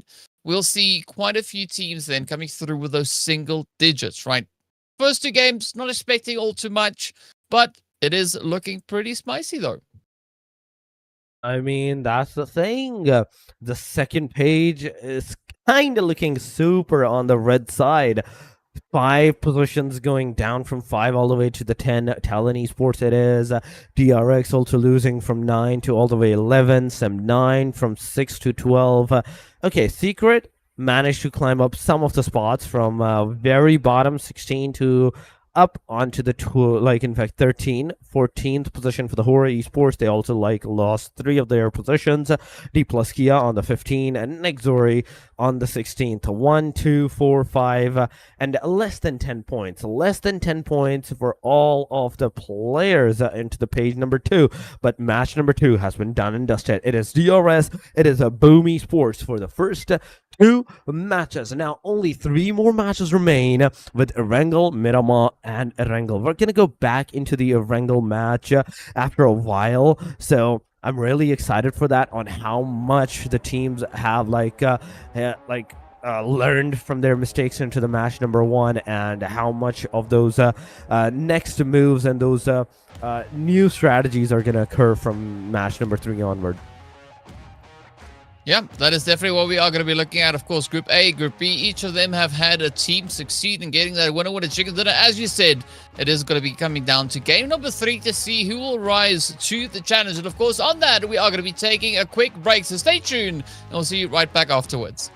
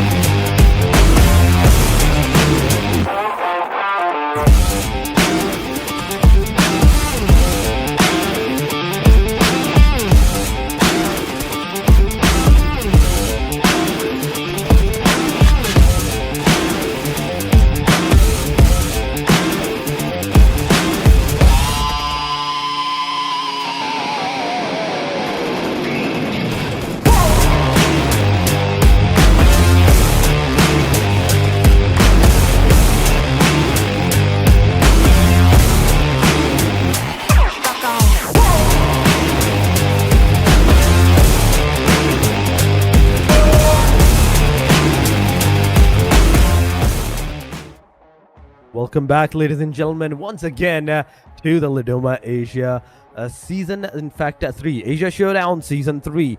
After the 2 matches, if you're not here, it was for the DRS, it was for the Boom Esports, but now, as the match number 3, once again, we will be going into the Erangel match. Before heading into that, introducing ourselves, once again, it is me, Torix, and with me, it is DK on the desk once again. DK, it is an honor to cast with you once again, man. It's going good, but the teams, they're doing super good. I mean, they're going a little bit crazy, right? Let's be honest about it.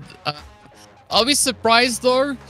Not really, right? As we mentioned in the pregame, it is going to be a pretty crazy day. We've got some phenomenal teams up in here. And of course, as we know, as we progress through the playoffs, it's just going to get better because we'll have another group of teams joining us as well. So there's going to be a lot to look forward to as these teams make their way on through. Of course, for match number next, we are going to be heading straight up into Erangel again to see who will be the team to reign supreme. As you've already mentioned, DRS got that first winner chicken dinner. Boom Esports clutching it out in the desert, but who will be the team for number 3, right? Will we see DRS doing it again? Could we maybe have a little bit of that Alpha 7 spice come through? Could it be DPLUS Kia? Could it be, I don't know, Team Secret? Maybe Talon? Right? There's so many teams to choose from who could very well step up to claim our 3rd chicken dinner of the day. And of course, only time will tell us, and at least we don't have to wait that long as we make our way straight down into the match. And a very similar flight path to what we had in game number 1. Of course, we're just coming from the western side as opposed to the east. We're coming back. We're coming back. The flight took them to the Miramar. Now it's taking them back to the Erangel. Oh my god. Talk about coincidences. But yes, the plane line is going from west all the way to the east this time around. And with this, once again, maybe the similar drop locations we might see from all of these players from this point onward. But alter egos, they haven't got out of this plane. But the circle is, in fact, this time gonna go all the way down, in fact, up to the northern side areas. The Stalbert, the Severnes, the Yasnaya Poliana. Last time it was into the Quarry region, the Gatkar region, that was kind of centralized, but now this time it's a different location, it's a different positioning of the plane. In fact, the circle, the team's going exactly where they go last game, the first game, in fact, whatsoever. Aside from the fact that I'm not seeing alter ego going at Miltap Power, the rest teams, they're exactly the same. Yeah, I like this consistency coming through. And of course, as we know, consistency is key. I did see someone in chat also saying consistency. I mean, it's true, right? You said it. And now let's see how these teams are going to look to play forward, though. Of course, we do have the players there from BIGETRON going for their same old spread, right? BIGETRON by Vitality going up in towards Quarry. Similar place to where things ended in the previous round. Speaking about ending, though, look at this. It's going to be Talon and Alter Ego coming in hot, getting ready for a little bit of that early game chaos. Now, who will be the one to walk away with their heads held high? Talon got to watch these angles as they go for a quick little bit of a breakaway, trying to put a little bit of distance in between themselves and the push going through here from Alter Ego areas. But up comes the push. The play is here. Alter Ego, they said, you know, time is up. You've had enough time to grab whatever you can find. Let's have a showdown. DBS coming through, but unfortunately the Tommy gun will get the upper hand. I thought definitely was going to be that shotty that would get the clutch play. But yeah, as you can see, you don't even need fancy guns. A pistol, that's all you need to have in hand. And make that 4.5 ammo work in your favor. I mean, that is the thing. Good job to the guy. Alter Egos getting those 2 eliminations for themselves into this early on into the game with barely any good guns. Tommies, the shotguns, the 1897s, up against the DBS kind of gun, the close range master gun it's great. It's great. But from this point onward, now, as we're still down to 16 teams, Alter Ego is gonna have those 2 eliminations a lot of damage onto themselves. They don't have any like medications to heal themselves back to the 75%. But Talon Esports, they're struggling from this point onward. They're going to be very much hindered. Their performance is very much going to be hindered from this point onward because only 2 players are remaining. They can't go completely on the aggressive stances. They have to really think of what they want to do from this point onward, because one wrong move from now on, it's going to be enough to take them out of this match. And you already are close to the halfway point. This match is the halfway point. As soon as we're gonna have like 8 teams alive, we're actually gonna be into the halfway point of the game, of the whole day, in fact, from that point onward. But 62 players, KINOTROPE, one of them being one of them, into the Pochinki alongside the rest of his team. Nobody's in Pochinki, and I'm super confused why nobody's trying to go Pochinki. I mean, we've actually been seeing Pochinki for quite a long time recently, not being occupied as frequently as it used to be back in the day, right? So it's an interesting shift in the dynamic as to how these teams look to get themselves situated and spread out and where they decide to go. Of course, I'd love to see a little bit of that Pochinki play come back, right? Pochinki is always a very contested place if there's enough competition in there. But speaking about competition, it is going to be a race though to see who can get themselves a good spot moving up in towards this northern zone. KINOTROPE, of course, going to be one of those early movers, early shakers as they get themselves quite well established. I'm curious whether or not they're going to look to push all the way up into maybe shooting range, or maybe even take a play for Savoni itself. We'll find out in due course exactly where they're going to be going. Of course, moving now in towards school and the Rozhok area, we can see DPLUS Kia as well as Boom now occupying this territory. We've not really seen an altercation between those 2 teams coming through just yet, but that could change at any point. Alpha 7, they also not going to be wasting any time as they get an early rotation secured. And they got to get their butts going, because we've got 3 minutes left until we find out where stage 2 is going to be taking us. There's only 3 minutes left for the stage number 2 to occur, but 16 teams, ladies and gentlemen. This lobby, once again, as soon as we head back to the Erangel, the staleness, the survivability came back for all of the teams, and everybody is going for a very slow approach for all of the fights, all of the actions. There was only that early 2 players fight that occurred. Aside from that, no other fight is even remotely close to the proximity of the players. But yes, one thing is for sure, that as soon as the circle is gonna start to close down on towards these players, they're definitely gonna try to make their way into a safer side of the circle, because now we know that the circle is kind of into the northern favored. It might just go to the Stolber side, even though Stolber has been reworked and it's right now super good for the survivability.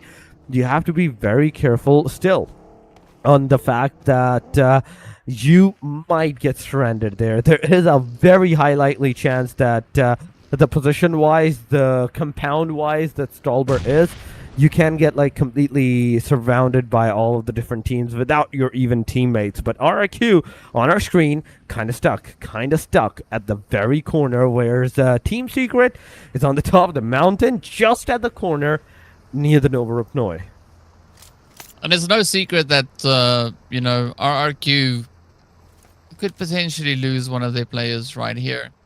Of course, we did see this exact player in the previous Erangel managing to survive the onslaught of quite a bit of utility, right? All those nades flying in their direction, and they were able to survive all of it.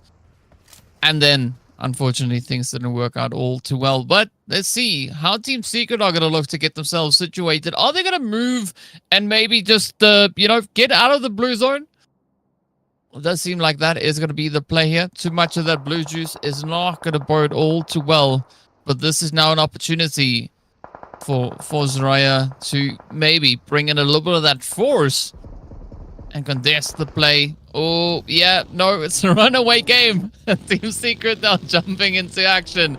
as they get ready to move on through. But I like this though, right? A little bit of excitement. RRQ also with a decent setup, decent positioning, a little bit more towards the north, setting up a bit of an ambush here as they try to see if they can lock down Team Secret and send them right on back. Oh my god, a secret. You're outside of the blue, you're getting that damage, you're also going forward to the team RRQ. But there we go, they haven't spotted, the players kind of loaned that HP to Rang. Let's go with that M416. Not a single connection, not a single bullet connected upon on the players, but now they're gonna see more and more players. One getting away with the car, but oh my god, another one getting rammed down by one. This is not looking good. And though one of the RRQ down and dusted. It's all up to the single guy, the final hope of the team RRQ. But oh my god, the other side of the bridge is completely surrounded by the DRS. The moment even Secret is going to use this bridge for themselves, it's going to be a complete haywire situation. It's going to be a complete destruction, obliteration for maybe another team. I mean, what a big brain play coming through here from the side of DRS. But this might actually be a little bit of a costly play as they are within that blue. So they do find themselves already with a slight bit of a disadvantage. They are going to be losing HP. Team Secret now yet to rotate up, but it does seem like Team Secret are trying to decide which way to go. Are they going to push towards that western front rather, as opposed to pushing straight over on towards the eastern bridge? Of course, taking a look at that zone, a big majority of our teams have already made those pushes, made those plays, and got themselves set up. Now, it's going to be DPLUS Kia looking to knock on the door here for Sem9. Sem9, they've been doing pretty well so far on Erangel for the day. Are they going to be able to survive yet another onslaught? I mean, DPLUS Kia, we've not seen all too much from their end, right? They've come into this match with only 2 points to their name. Are they going to be able to clutch it up? Sem9 holding nice and steady, coming through with a 7-point lead ahead of DPLUS Kia. So they're not going to be all to face, but both squads are going to be looking to secure any additional points that they can find here. Sneaky move. Team TALON, though, going to be the next one out to go out in 15th, and unfortunately not a single point getting awarded to them. Chips keeping it nice and quiet, hoping for a bit of an opportunity, bit of an angle. Trying to play a little bit of that sneak approach now, smoking it up. But it is going to be push. It is going to be go. Oh, here we have it. Quick, cheeky angle. I mean, that ace in hand. But look at the plays, though. DRS playing the bridge against the side of Team Secret. Also going up on the bridge. No idea why we even have the bridge still in play. But Team Secret yet to move on up. And that is exactly what they're going to try and do now. I mean, it has been quite a minute that we have last seen any kind of bridge contestation and the fights to occur. But here we go. We have DRS doing that. But Sem9, in the meanwhile, are also going to lose 2 of their players. Fireman is also going to get finished off right there and then. DPLUS Kia, Ozal with that AUG in hand. He's going to go forward, but situation is not looking good as they got 3 of those eliminations for their name so far. It is down to the last guy, the Sem9. That is Manfox coming on, getting 1 player down. Yumiko right now is knocked out. The second guy also gets taken down. Oh my god, it's a full elimination. That's a third party from the backside. Rosemary got DK Noibu out. There's Manpa coming on, getting that revive. There's a HORAA, the jiggle. And right there, nobody knows his location, but now they know. Not only that, the jiggle, also with that low HP, manages to not only survive, but also got that final hit on the player of Sem9. It is over. HORAA Esports with that first elimination to their name as well, but now they're also going to be surrounded by 2 different teams from 2 different angles. Yeah, it's going to be Alter Ego over on towards the east, and Boom Esports coming through up on towards that northwestern front. So not the best spot here for HORAA to be in. Fortunately, they do have quite a bit of cover, but very limited options as to how they're going to look to play through this one. The push could maybe look to come in here as we do have Alter Ego poking and prodding over the ridge. Trying to keep themselves just ahead of the competition. Of course, DRS now all the way up onto towards 24 points. But Alter Ego coming through with a very comfortable 3 eliminations so far. HORAA! Oh, it's not looking too great. They are going to be reduced down to a 3-piece this time around. No fear, will not be the last one left for the squad. Guy going to be holding up on towards that northern side as well. So a good spread in general coming through from HORAA rather.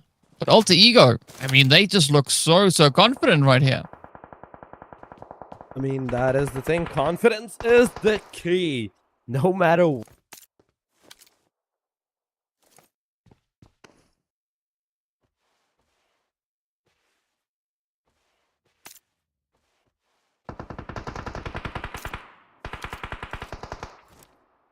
Alright, so the zone has given us yet another shift. I think, Mr. Torix, you might have muted yourself there accidentally.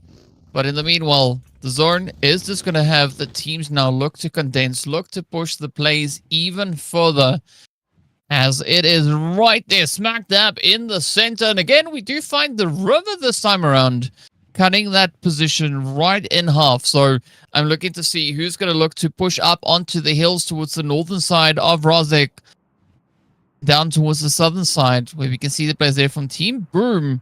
Oh, they might find themselves in quite a bit of a sweet spot. HORAA still going to be trying to hold nice and steady. They still have 3, but now going to have to keep their heads on an absolute swivel here.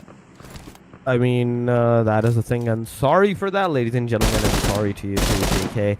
That was an unfortunate on my part, but I'm back. HORAA Esports taking the fight, but not that connectivity.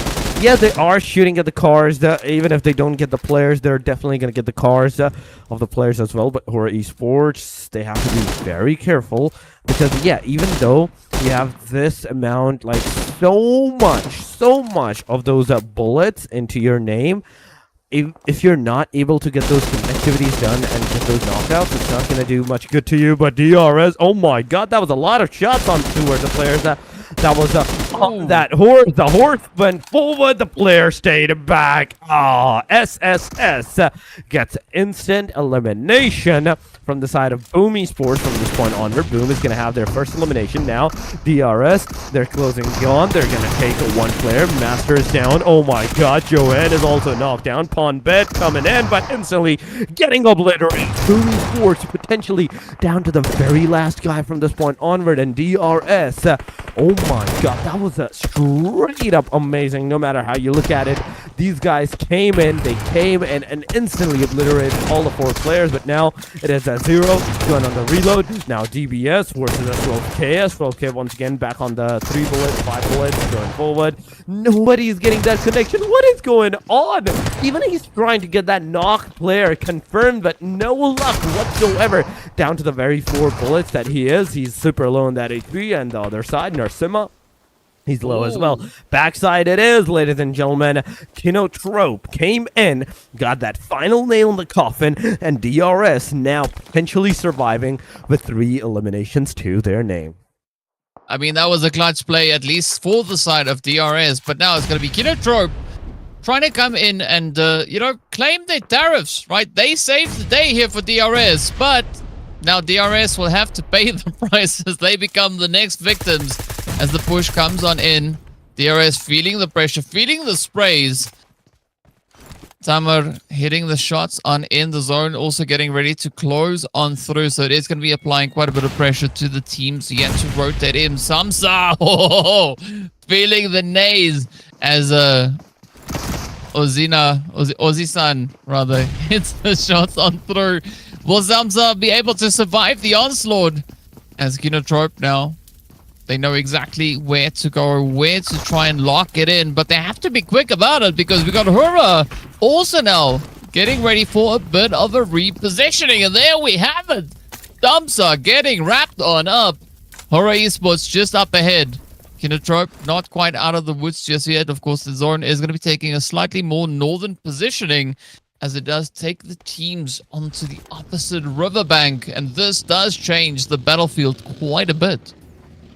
It does, it does. The bridge side of Rozhok, the back skirts of Rozhok is finally into the play, and you can already see there's going to be a lot of bloodshed just by looking at the teams on how aggressive they're approaching all of the situation. HORAA Esports coming in. There's also team of Falcons, in fact, Vampires Esports, in fact, going on into forward side, getting those knocks, getting those connectivities. Oh my god, a DRX, it's over for them with just a single elimination. Vampire is going to have those 3 eliminations for themselves, and I do love to see the fact that all the top teams, aside from the DRS, there's just the missing of DRS and Boom Esports from the top vicinities that's not into the play. The rest of them, they're alive. They're 4-man. Maximum, it's a 3-man still standing. But HORAA Esports, NEX, these are the 2 names that I'm really hoping to see do really good from this point onward, because this is the time. This is the moment that you have to be very careful on what you're going to do, because one wrong move will instantly mean that you're not going to be able to do good spots for yourself for the rest of the matches, for the rest of the days. So from this point onward, whatever you're doing, you have to make sure that there is no room for mistakes whatsoever. Yep, and that is going to be a pretty tough one to have secured all the way through. Newsy, though, coming through with a nice few cheeky sprays up the hill. This Wizard Tower now coming in clutch. Here's Vampires. Look to just hang around a little while longer. Alpha 7 also now in a good opportunity here to try and secure themselves as many points as they can find. You were mentioning HORAA needing to step it up. So far, they've got those 2 eliminations to their name, and of course, they still have all 3 of their players remaining. So let's see if they can make any of that magic happen. The blue zone is going to start to close on up. I'm curious as to where BTR are going to look to get themselves situated, because we did see them really just being so consistent with their position on that southern side of the zone. Not overly committing to any aggressive pushes just yet, but HORAA, they're going to have to fend off quite a bit of the contention here. As we can see, everybody now looking to just cram in on this western front. I mean, that is the thing. That is the situation that's going on. There's a lot of situations that can overturn at you and can help you potentially from this point onward. HORAA Esports, they're at the corner. What they need to do is they need to make sure that they do not push over aggressively to any side, any location, because what they're doing right now, I'd say they're doing it really good. The position holding is really good so far, and they can potentially have some decent number of eliminations, but this is not the right move to do. Sleepy HORAA going all the way from a different directions to a different directions to take the fight against a different team, and it can actually backfire at him. HORAA Esports, they need to stick together. AST, EARENA, you can see them close to the gas station as well. Outskirts of that, they're also rotating their car, trying to find if there is anyone into the close proximity, just laying around into the grass, into this tall grass that we can run over, get those eliminations. But Sky HORAA, you have just given out your potential location to the EARENA. Now they're going to be very cautious on you at your location, and you have kind of shown them that, okay, you were moving into the backside, but we all know that's going to be a fake, and maybe even EARENA know if they hold it out and then wait for you to show your face again. Ooh, oh, well, yeah, and we know where that one is going. As you can see, there's no hiding from Sky. This guy just spots the opportunity. The angle pops a quick cheeky hit over the top. And here we have it now. Let's see whether or not HORAA... Nope, they won't. Whether or not they'll be able to survive. It's going to be up to Jiggle and Sleepy now to carry the torch for their squad. As the pressure starts to mount, it's going to be a full-on send. Vampire also now coming into the vicinity here. As you can see them just quickly turning around and heading further down south. NEXORY also going to be riding that ridge. You can see them up on the minimap coming through on that southern side. BTR, though, is starting to pop off. We do say goodbye to Alter Ego. Actually, they've been out of here for a little while now. EARENA. They won't survive the pressures to that northern side. BIGETRON by Vitality are going to be holding steady here with 2 players still up. Snape Not sure whether or not they're going to be able to survive the pressure and the play coming through from the side of Vampire Esports, but they are going to look to try and make the most of it as the sprays now just rain on down. I mean, Bumblebee actually doing a pretty good job here so far, right? 2 eliminations as is going to be their contribution for the squad. Tupac getting popped off right there. Let go is what Jiggle is shouting at them, telling them to just go into the lobby already. Razy also holding here, but Vampires, Lazarus not wanting to give this one up, sends out a beautiful nade. The damage is in. There we go. Beautiful place though. Absolute chaos and carnage all over the place. It is carnage all over the place. Next, Apex getting those eliminations for himself. There's HORAA throwing all the Molotovs, all the throwables that they had potentially. Jiggle actually did that. He's completely exhausted out of his utilities from this point onward. But Sleepy HORAA, he still have 5 nades, 2 Molotovs that he can potentially throw. Sky HORAA also looking at the team at A7 so far. There we go. The headshot has been spotted. The shots did connect, but he just barely managed to survive out of that area. He got into the safe side now. He's going to heal.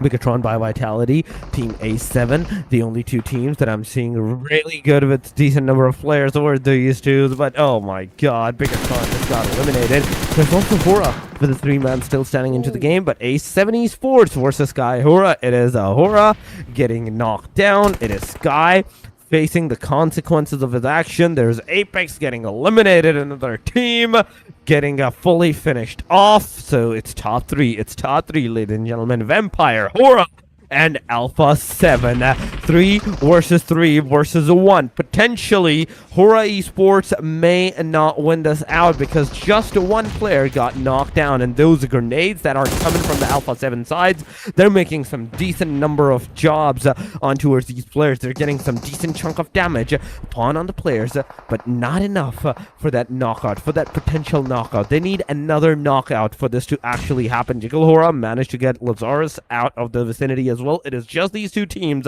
3 versus 2. I mean, it's looking pretty good here for Alpha 7. They've got their 3 players up. We've got Squash Brew as well as Korea, at least now on the front line. Mafioso also going to try and find a bit of an off-angle approach, but Jiggle and Sleepy, they're just going to try and survive as best they can. Korea trying to ride that edge. You can see the shots now starting to connect them through onto a Jiggle. Sleepy up in the vehicle, a very risky play, but they are at the same time trying to keep themselves out of harm's way. That buggy could maybe still come in clutch. Carrillo has been spotted up on the ridge, but this is now going to be the full send opportunity for the rest of Alpha 7. The utilities now raining all the way through. Oh, Carrillo gets met with a beautiful nade. Sleepy, now the last one left for their team, finds the connecting shots.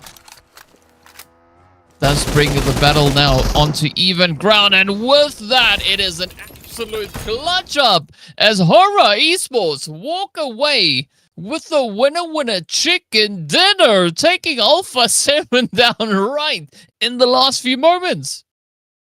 Last few moments, and HORAA, it is that got that winner chicken dinner. Amazing job by these guys. They just did an amazing job. Almost looking impossible. It was a 3 versus 2, but they still managed to squeeze it out for themselves, getting that winner chicken dinner with 10 elimination numbers as well, meaning DK, that's an instant 20 points increment for these players into the match number 3. Only 2 more matches are remaining, but the MVP, first of all, it's going to be Sleepy with 4 eliminations, 998 damage. Oh my god, the player's elimination is barely even the halfway point of the 10 double digits, but his damage is already almost exceeding 4 digit point. But here we go. Survival time 24 minutes and 37 seconds. He's going to be the MVP of the match number 3. MVP well deserved, because not only HORAA managed to get that winner chicken dinner, they did it in style. They did it at a disadvantage. And with this, now the next situation that we do have to see is the Miramar that's about to come, Erangel that's about to come, but 20 points, ladies and gentlemen, for HORAA Esports. 12 for Alpha 7, 10 for Vampire. Same for the BIGETRON Vitality. NEXORY gets 6. There's 6 for KINOTROPE. There's Alter Egos with the 6 as well. 5 for the DRS. 4 for DPLUS Kia. Team Secret, Sem9. They managed to secure 3. AEROMACY and Boom with the 2. And DRX with just 1.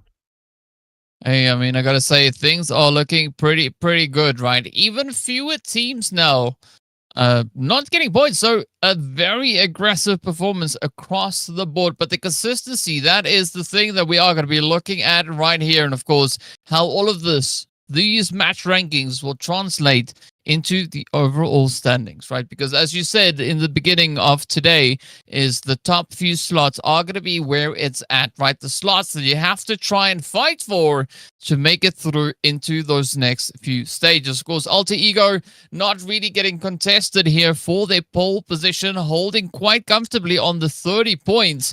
But BIGETRON by Vitality are coming in hot all the way up onto 29 points. As a result, DRS got moved down ever so slightly. But HORAA Esports, what a play. A 10-slot jump all the way up into 4th. Now tied with Vampire Esports on 24 points apiece. And then, of course, Alpha 7 coming through with 23 points right there as well. I mean, we're seeing a lot of big jumps. There's some 2 points. There's some 10 points going on for HORAA. But yeah, there's a lot of 3-2 points of downgrades as well. AEROMACY lost 3 of their positions. Boom Esports lost 2. And slowly and steadily from all the way top point is 30 going down to 14. Barely even the halfway section into just the page number 1. Going on to the page number 2, it is RRQ Review. Losing their first ranking chart position. Going to the second chart with 13 points. 12 for the Sem9. Right there, DRX with 10, 9 for TALON, Secret with 8, and NEXORY with the 7, 6 for DPLUS Kia, and champions DXAVIER not even joining into the match. They haven't played even a single match yet for themselves, and because of that, we're going to count up to top 16 so far till the very end. But here we go, ladies and gentlemen. It is the MVP ranking, the overalls so far. BTR Bumblebee on the top with 8 elimination and 993 damage. 20 minutes of whooping survival time throughout the 3 games. Then we have Killer White Teeth from DRS. Same eliminations.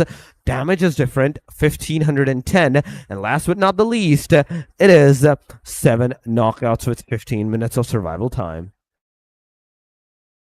It's looking pretty good, though. I mean, some pretty impressive performances from our MVPs right here.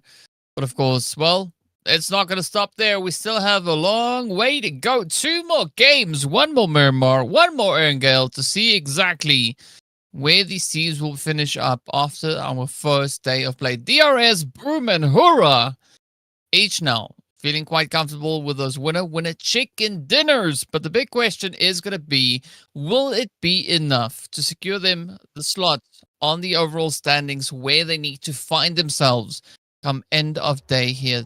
Now, of course, it means that we still have a little bit more of excitement to look forward to. I mean, we do have a little bit of more excitement. The Miramar is definitely going to be exciting as well because, once again, the second Miramar it is. I'm really excited to see what's going to happen. But, ladies and gentlemen, before we head into that Miramar match, we are going to go for a short break. Do not leave the premises. Stay here with us onto the stream, and we will be back shortly.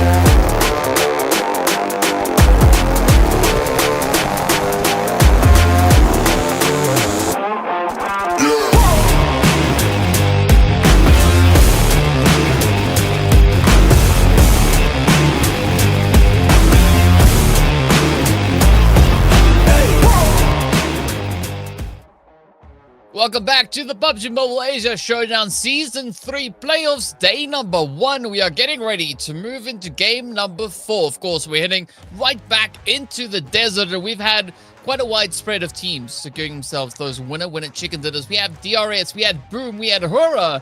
Who's going to get the next one? Of course, well, your guess is as good as ours because it could be any of our participating teams, at least in Group A and B. We know for sure Group C are not going to get any chickens today. I'd be very confused if that was a thing, right? But yeah, of course, now we've seen quite a bit of excitement coming through as our teams continue to dial up the pressure. And of course, it is only building as we are getting further and further into this. And of course, Torix, this is where I'm curious as to what is going to be unfolding as we move into our very last Miramar here for today. I mean, it is the final Miramar, and that only means one thing. You only have one chance for this Miramar. Yes, you're still going to have another Erangel for yourself, but the history of Erangel so far has not been good whatsoever for all of these teams.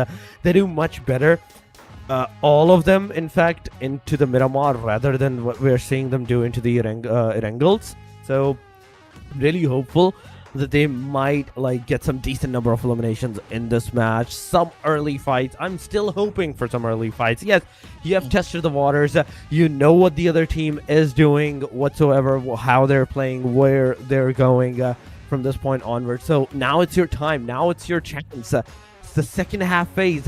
Played completely on the aggressive side. Make sure the bottom line teams, the teams that are at the bottom, they go for the early fights, early engagements, all of that, because you have nothing to lose today. It's still the first day. It is still the water testing phases. Even if you lose today, you're still going to have a chance tomorrow and the day after. But here we go, ladies and gentlemen. We're not going to take too much of your time for this silly talk as well, for the visual thinking of fights, but we're going to actually show you the fights from Partona all the way up to the Tierra Bronca. The plane line is going. El Pozo, Picado, I'd say yes, it's accessible, but very rarely. You have to glide your way up to the Picado. I mean, a little bit of gliding is not going to be too much of a challenge here. So I'm looking to see if we're going to have the same drops coming through yet again this time for our game. Of course, Vampire, they went into Picado in the previous match, so will they be able to reach it? We'll find out, right? Are they going to be gliding their way into there? But I think another thing that could be interesting is, where is Alpha 7 going to go? Because they can't reach up into El Pozo, right? The zone might allow them to go there, but the flight path surely won't. So we'll see where exactly and how exactly these teams are going to look to get themselves situated. But I'm excited to see what this very southwestern zone is going to be bringing through for the teams. Because, again, a lot of mountains now coming into play. And there's going to be quite a few interesting angles, especially to the south there of Ladriera, where these teams can get themselves situated. The circle, on the other hand, it's going very bad. This circle is, oh my god, super crazy for the team. And Asdel Sur, Valdelmar, these areas, the Ladrelia, they are kind of the very corner of the map, and that's where the circle is centralized on, meaning majority of the area, almost 20, 25, 30% of the area is not even accessible right now for the teams. But RRQ, for some reason, they're kind of into the water. Yes, there is a city over there. The map is just not updated yet. There is the Partona city. The bottom side, the prison areas, Minal del Sur, the Los Igos, it has been changed. So, you know, the team is still into the safe side area. But so far, Vampire Esports is another team that we have our eyes on against the team DRX that they are. With QBZ in hand, Miala, he's ready, but DRX, look at that. 3 players into the same compound, and just 1 player, just giving them the location of, okay, where the enemies are, where the players are. But so this could be an interesting play here, because, I mean, Vampires, they've been challenged by several teams in this region, right? We've seen TALON come up, stepping to the plate in the first Miramar that we had. Now it's going to be the RX, as you've mentioned, looking to see if they stand a chance against the side here of Vampire Esports. And so far, it does seem like the Vampire Esports squad is going to be looking to make an example out of DRX. They've already taken down Big Papa. Are they going to be able to find Big Mama and the rest? Or is it going to be a bit of a gamble? Fortunately, the casino is there if they feel like they want to go and have a little bit of that. But in the meanwhile, elimination is about to find its way on through. Newsy just searching all over the place, frantically scanning the area to see if they can find it. They do get it. And there we have it. The first blood going to Lazarus. Now, is the rest of DRX going to follow in their teammates' footsteps? I mean, this is the question. Are they gonna follow? Are they gonna like get something from that? Let's see. What we're gonna do. DRX, yeah. So far, he is just chilling out there, not making that much of any kind of moves.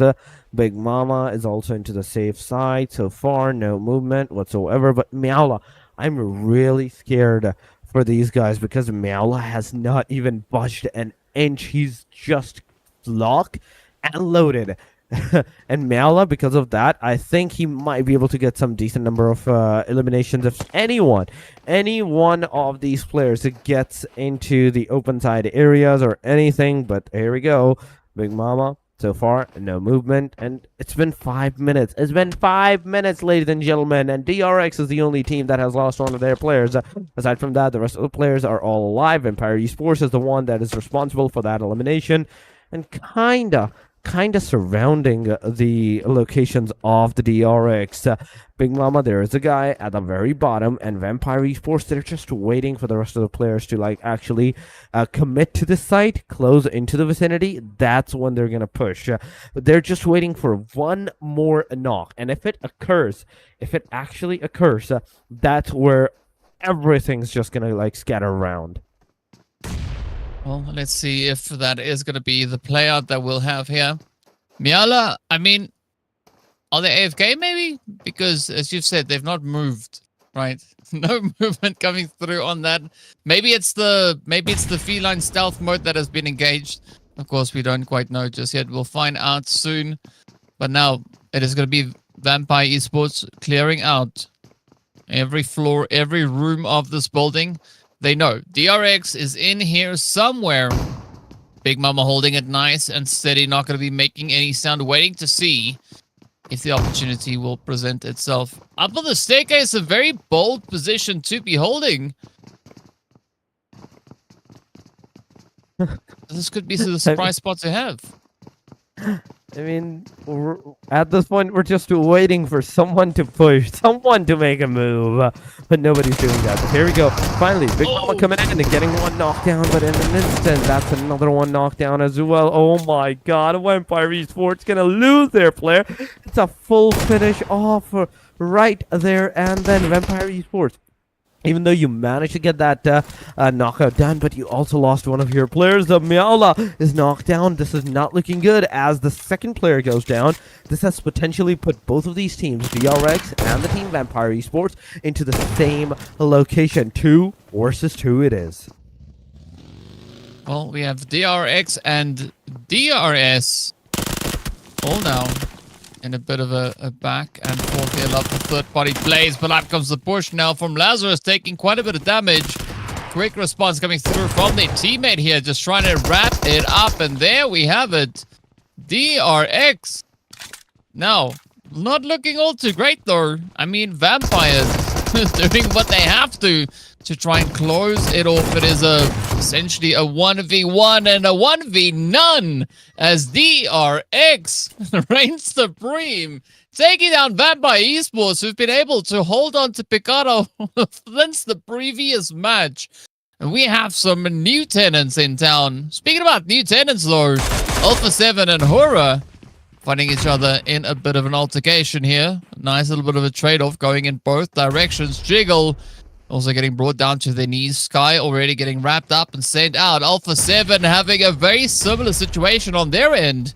Let's see if Carrillo and Revo can keep it going. Alpha 7 now bringing their numbers back into contention. No Fear now getting lit on fire. Sleepy also taking quite a bit of damage. But will this be enough to deter the onslaught coming through from the side of HORAA? Already had their hand at those wooden chicken dinners. So far looking great, but Alpha 7 super low. And there we have it. Alpha 7 and HORAA Esports both eliminated. Oh my god. Another team in an instant getting eliminated, obliterated from this lobby. The moment the fight started, DK, it started really good. And not just in one place, but in different places as well. But let's see what the rest of the teams are going to do. So far, it is DRS, triple, in fact, Tetra S on a camel, just chilling, going. Last match, he was on a horse. Now he's on a camel. This guy is using every vehicle out there, every ride that he can possibly hitch for himself. But BTR, in the meanwhile, they're also losing their players by the hand of Team Secret.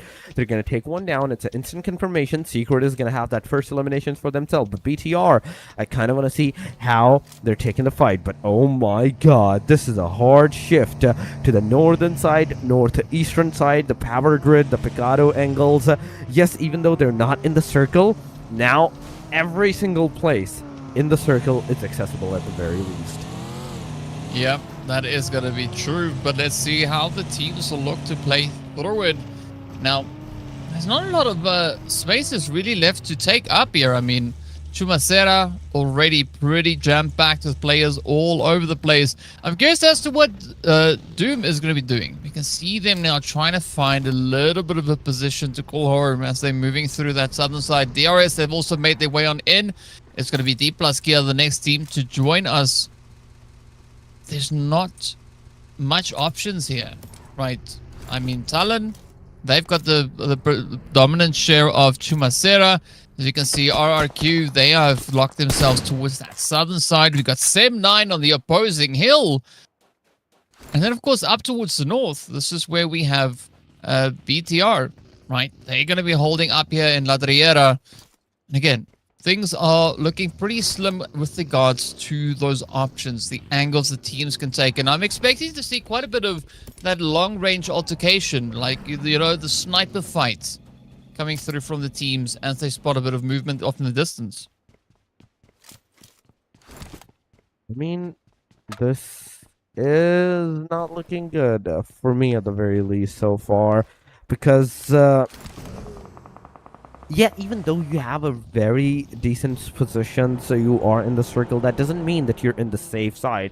There can always be someone that can potentially come from the backside. RRQ, the first match was really good for these guys, and after that, they have not been performing that good. From all the way number 2, they have been put down to the hashtag number 11 right now, and this is not a good thing. This is not a good thing. No matter how you look at it, this is a very bad thing, straight up. You have to be very careful on what you're doing from this point onward. These two matches, you need them whatsoever. No matter how you like it or not, you need to have like a good connection on towards the players, get some decent number of eliminations. And 9 in the front lines of against the team RRQ. Grenade is being cooked right now. Firen getting back into his car, leaving out here, but the grenade is just gonna overshoot from this guy. Now the cop track him down. Okay, that's a good strategy, but in an instant, one player gets taken down. The second one super low in that HP. Sem9 giving the cover from the back angle.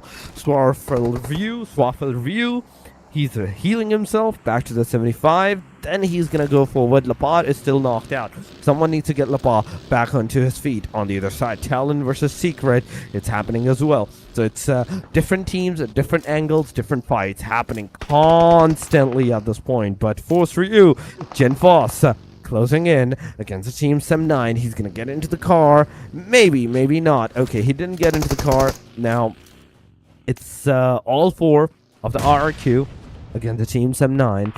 They're throwing the grenades, but as a 3-man unit, they're already severely underplayed. The grenades need to connect. The grenade needs to get at least 1 player, if not 2, to make that situation into an equilibrium.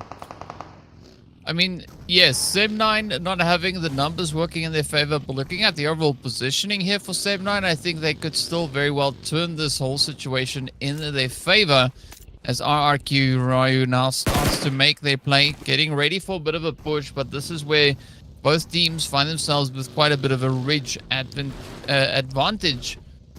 RRQ though, trying to decide, is it going to be worthwhile staying there, or maybe should they disengage and rotate elsewhere? Speaking about rotations though, Team Secret and Talon, ooh, stepping right on up in the mid. Look at the utility sprays and plays coming through on this one. Team Secret not going to be backing out of the fight just yet. Talon though, trying everything in their bag of tricks to see if they can find the opportunity, the angles that they need to get the jump in onto Team Secret.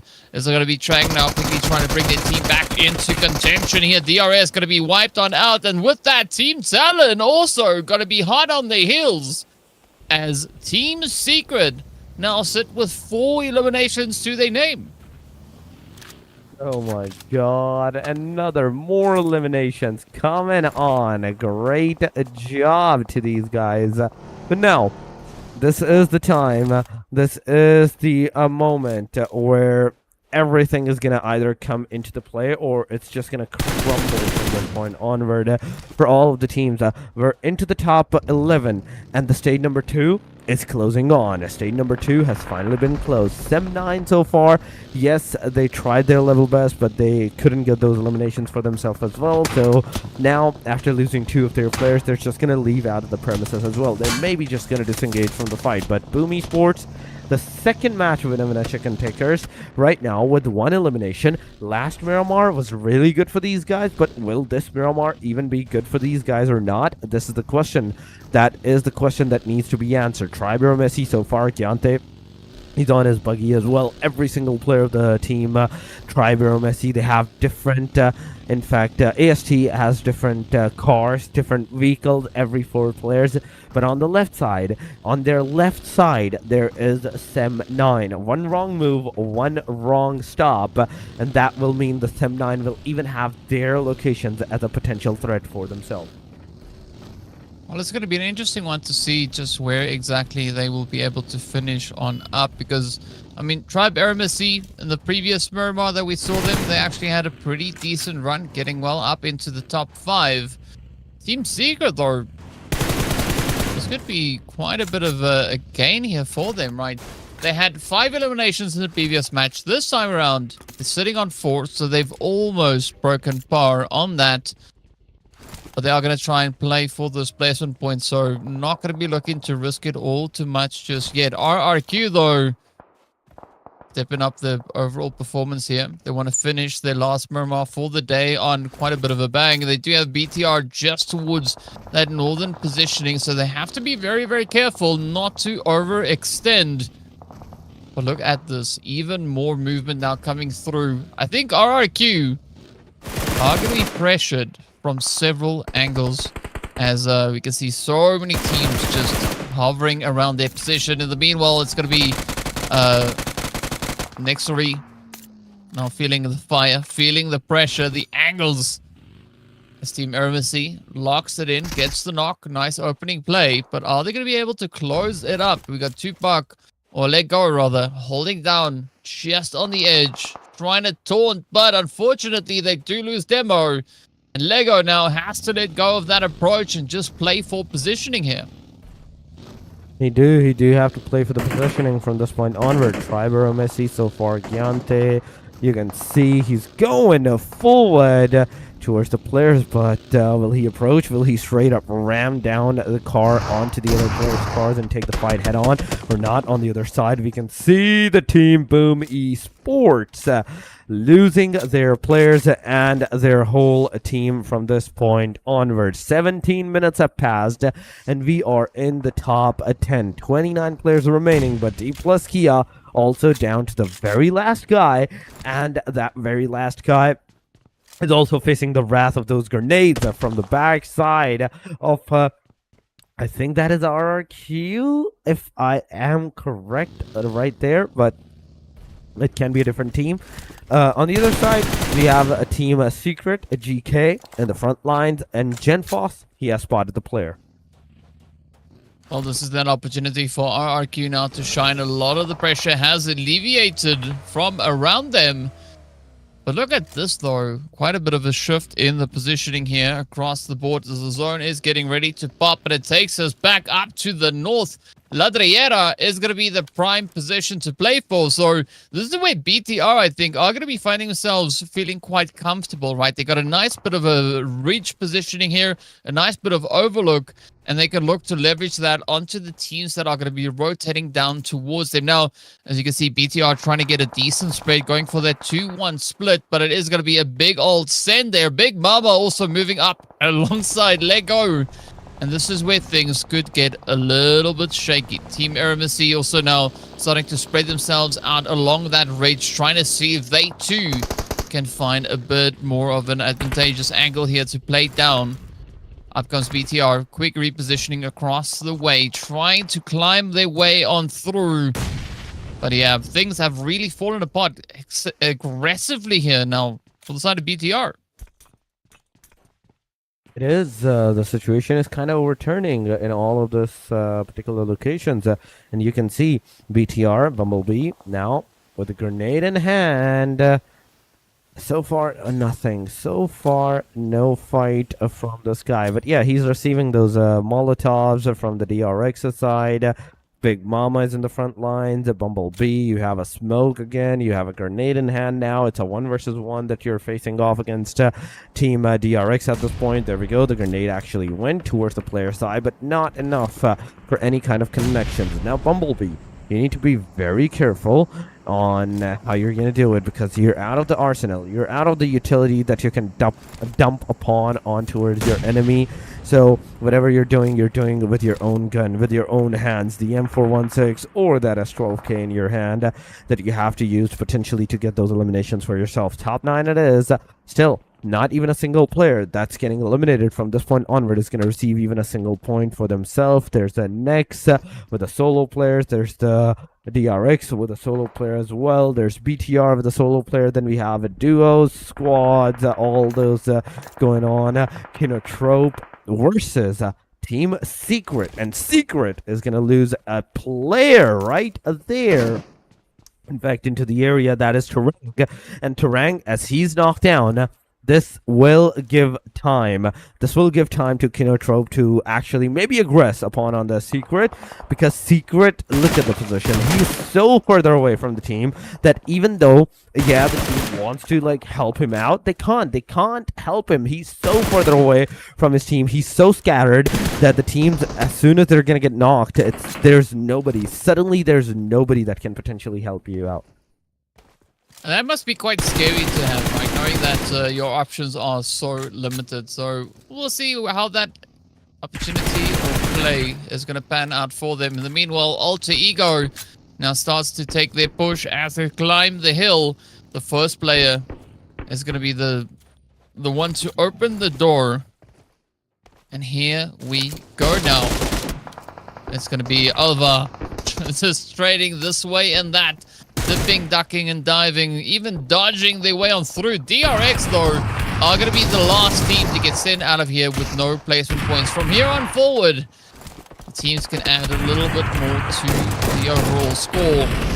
Quick little finisher coming through there from Daybot. See whether or not Team AEROMACY are going to be able to contest this push, as Alter Ego now double down on the efforts. They are already leading with regards to those standings, but are they going to be able to clutch it out for this match? A beautiful nade on towards Daybot, as Delta goes for the full bag of tricks, finding the next few hits, and it's up to Crypto now to see if they can hold on and hold their team banner all the way to the end of the match.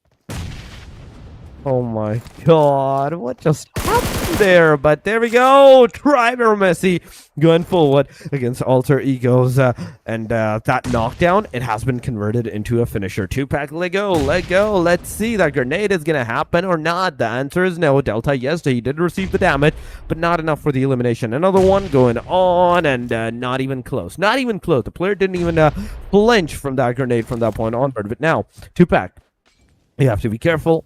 You know, there is a fight going on into the back premises, but you also need to take that fight into your own accordance. You have to go forward, but oh my god, in the meanwhile, the Rig is going to take down Alter Ego Ares. out of this match. We are in the top 6, ladies and gentlemen, and this is the time where the teams are going to have one more extra point for themselves.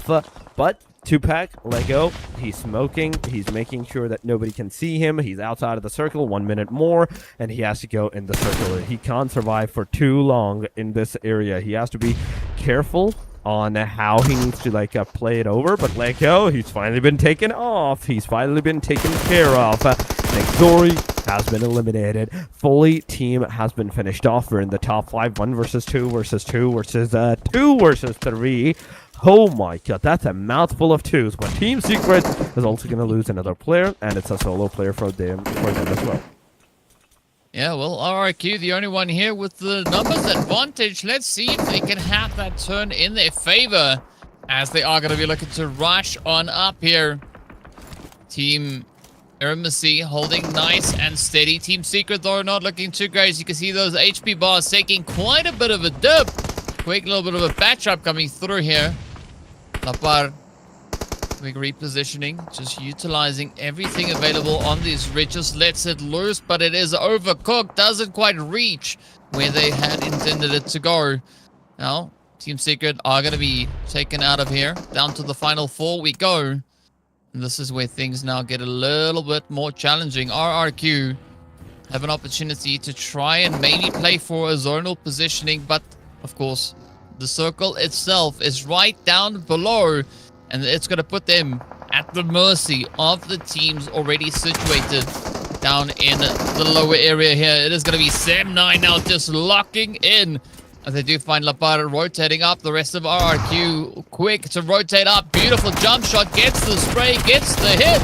Oh, but are they going to be able to close it up? Sem9 just doing a phenomenal job defending their position, their angle, and they find themselves now being one of 2 squads left in the zone.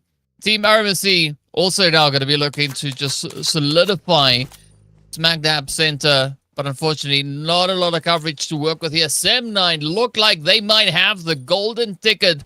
They have the hard cover, the angle, the positioning, but unfortunately not quite that zonal positioning overall.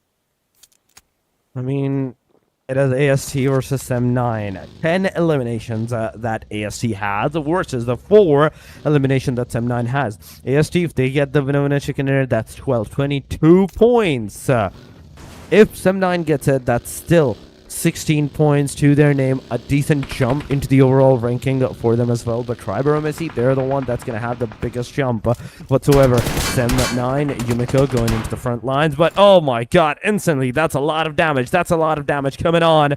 But we have a player, Yumiko, being taken down by the hand of Delta. And now it's a 1 versus 2.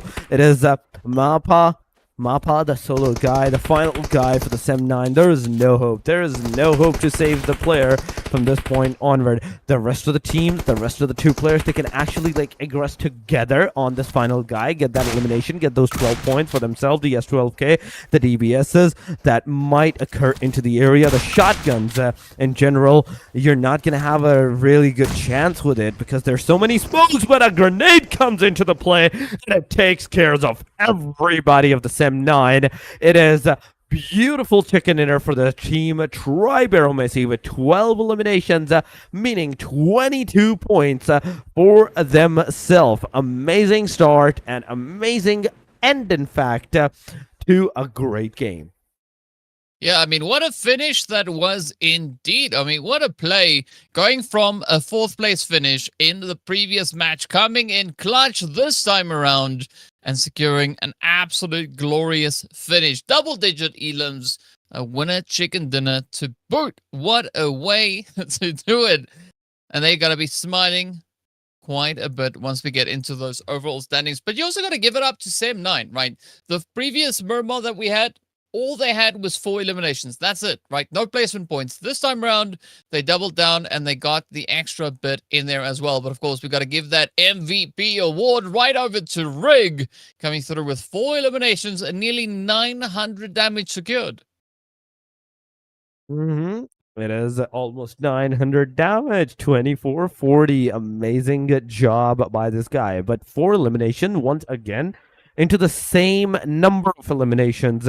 They're falling. The category is 4, maximum 5 eliminations that we have seen so far for the MVPs. This time it is the AEROMACY, but let's see what the next phase for the players are going to be, because we're almost down to the very last match. This was the match number 4, meaning only one more match is remaining. But going into the match ranking, 22 points for the AEROMACY, ladies and gentlemen. RRQ Ryu once again doing some decent job in their elimination streak, but not on their survivability. On the hashtag number 5, they come. On the hashtag number 3, that means they got eliminated on. So total of 12 points. Sem9 has 10 points, 8 points for the Secret, 8 for the Alter Ego, with 7 eliminations for themselves as well. A very decent number whatsoever. 5 points for the BIGETRON, 4 for NEXORY, DRX, and Alpha 7. But KINOTROPE, DPLUS Kia, Boom Esports, and HORAA Esports, they only managed to secure 3 for themselves. 2 for Vampire, 1 for DRS, and TALON. Finally, just a single team with 0 points whatsoever. Hey, the teams are stepping it up, and what a way to go. What a change from the previous Miramar that we had. I mean, I love where this is going, right? DRS also stepping up to the plate, coming through with those points, as you've mentioned. Unfortunate sort of events here for the side of Team TALON. As we know, they got points in the previous Miramar. Second round, not so much. But of course, the action, it was absolutely popping off. The team's still locking on through and making sure that they know where they're heading. Alter Ego still managing to hold on to their lead here, just still 1 point ahead of the competition. As you can see, AEROMACY with that glorious performance now, awarding themselves a second place finish. 6 slots they climbed in one single game. Oh my god, a single game it is, and 6 positions.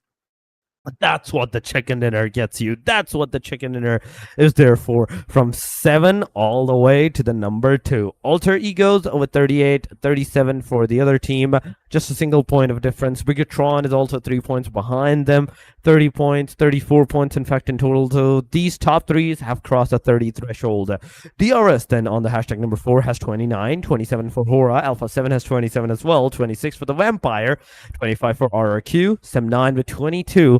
And this is the end of the chart number 1. Sem9, RRQ, they climbed 2 positions from the chart number 2, second chart to the first chart. Then going on to the second chart, there's going to be KINOTROPE with 20 points. They have lost their position from the first chart to the second one. Boom Esports has done the same. From the first, they come down to the second with 17 points. 16 for the Secret, and they climbed 2 more spots. 14 for DRX. They lost their spot to the Team Secret. NEXORY, they're on 11 total points with 1 placement more secured for themselves. But TALON is the name that I'm seeing on the hashtag number 15. 9 points and 9 for the DPLUS Kia. They are sticking on their hashtag number 16. Yep, no change on that. But of course, we do see a change here with that winner chicken dinner. And of course, this means that there's only 1 more match to go. That is it, right? We've seen 4 different teams securing themselves the victory. Will we have a repeat offender coming through for game last here today? Game number 5.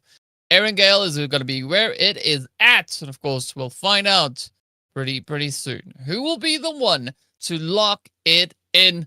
It's going to be, I think, Torix, an absolutely crazy game coming into this last match.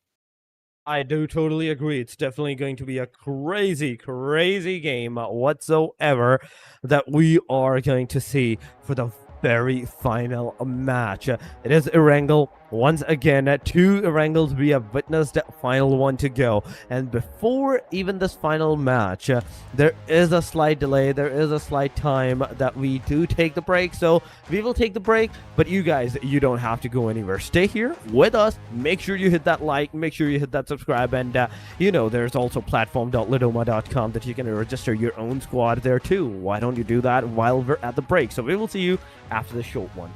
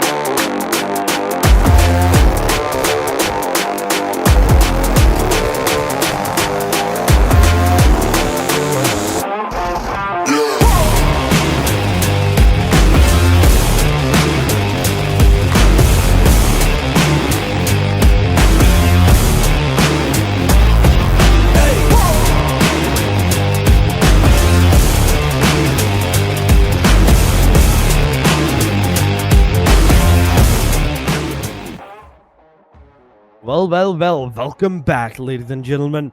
I hope you guys did your registration at the platform.lidoma.com, and once we're back here, that means it's time for the very final game. It's time for the very final match to commence. The one and only, the final match number 5, Erangel it will be. But before heading there, it is me with you guys once again on the caster desk.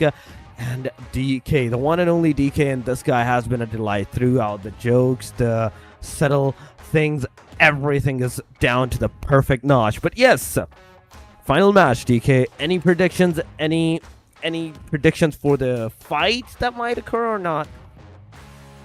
Well, I can tell you with the utmost certainty that one of the 16 teams is going to be the one to take the winner chicken dinner. Who it will be?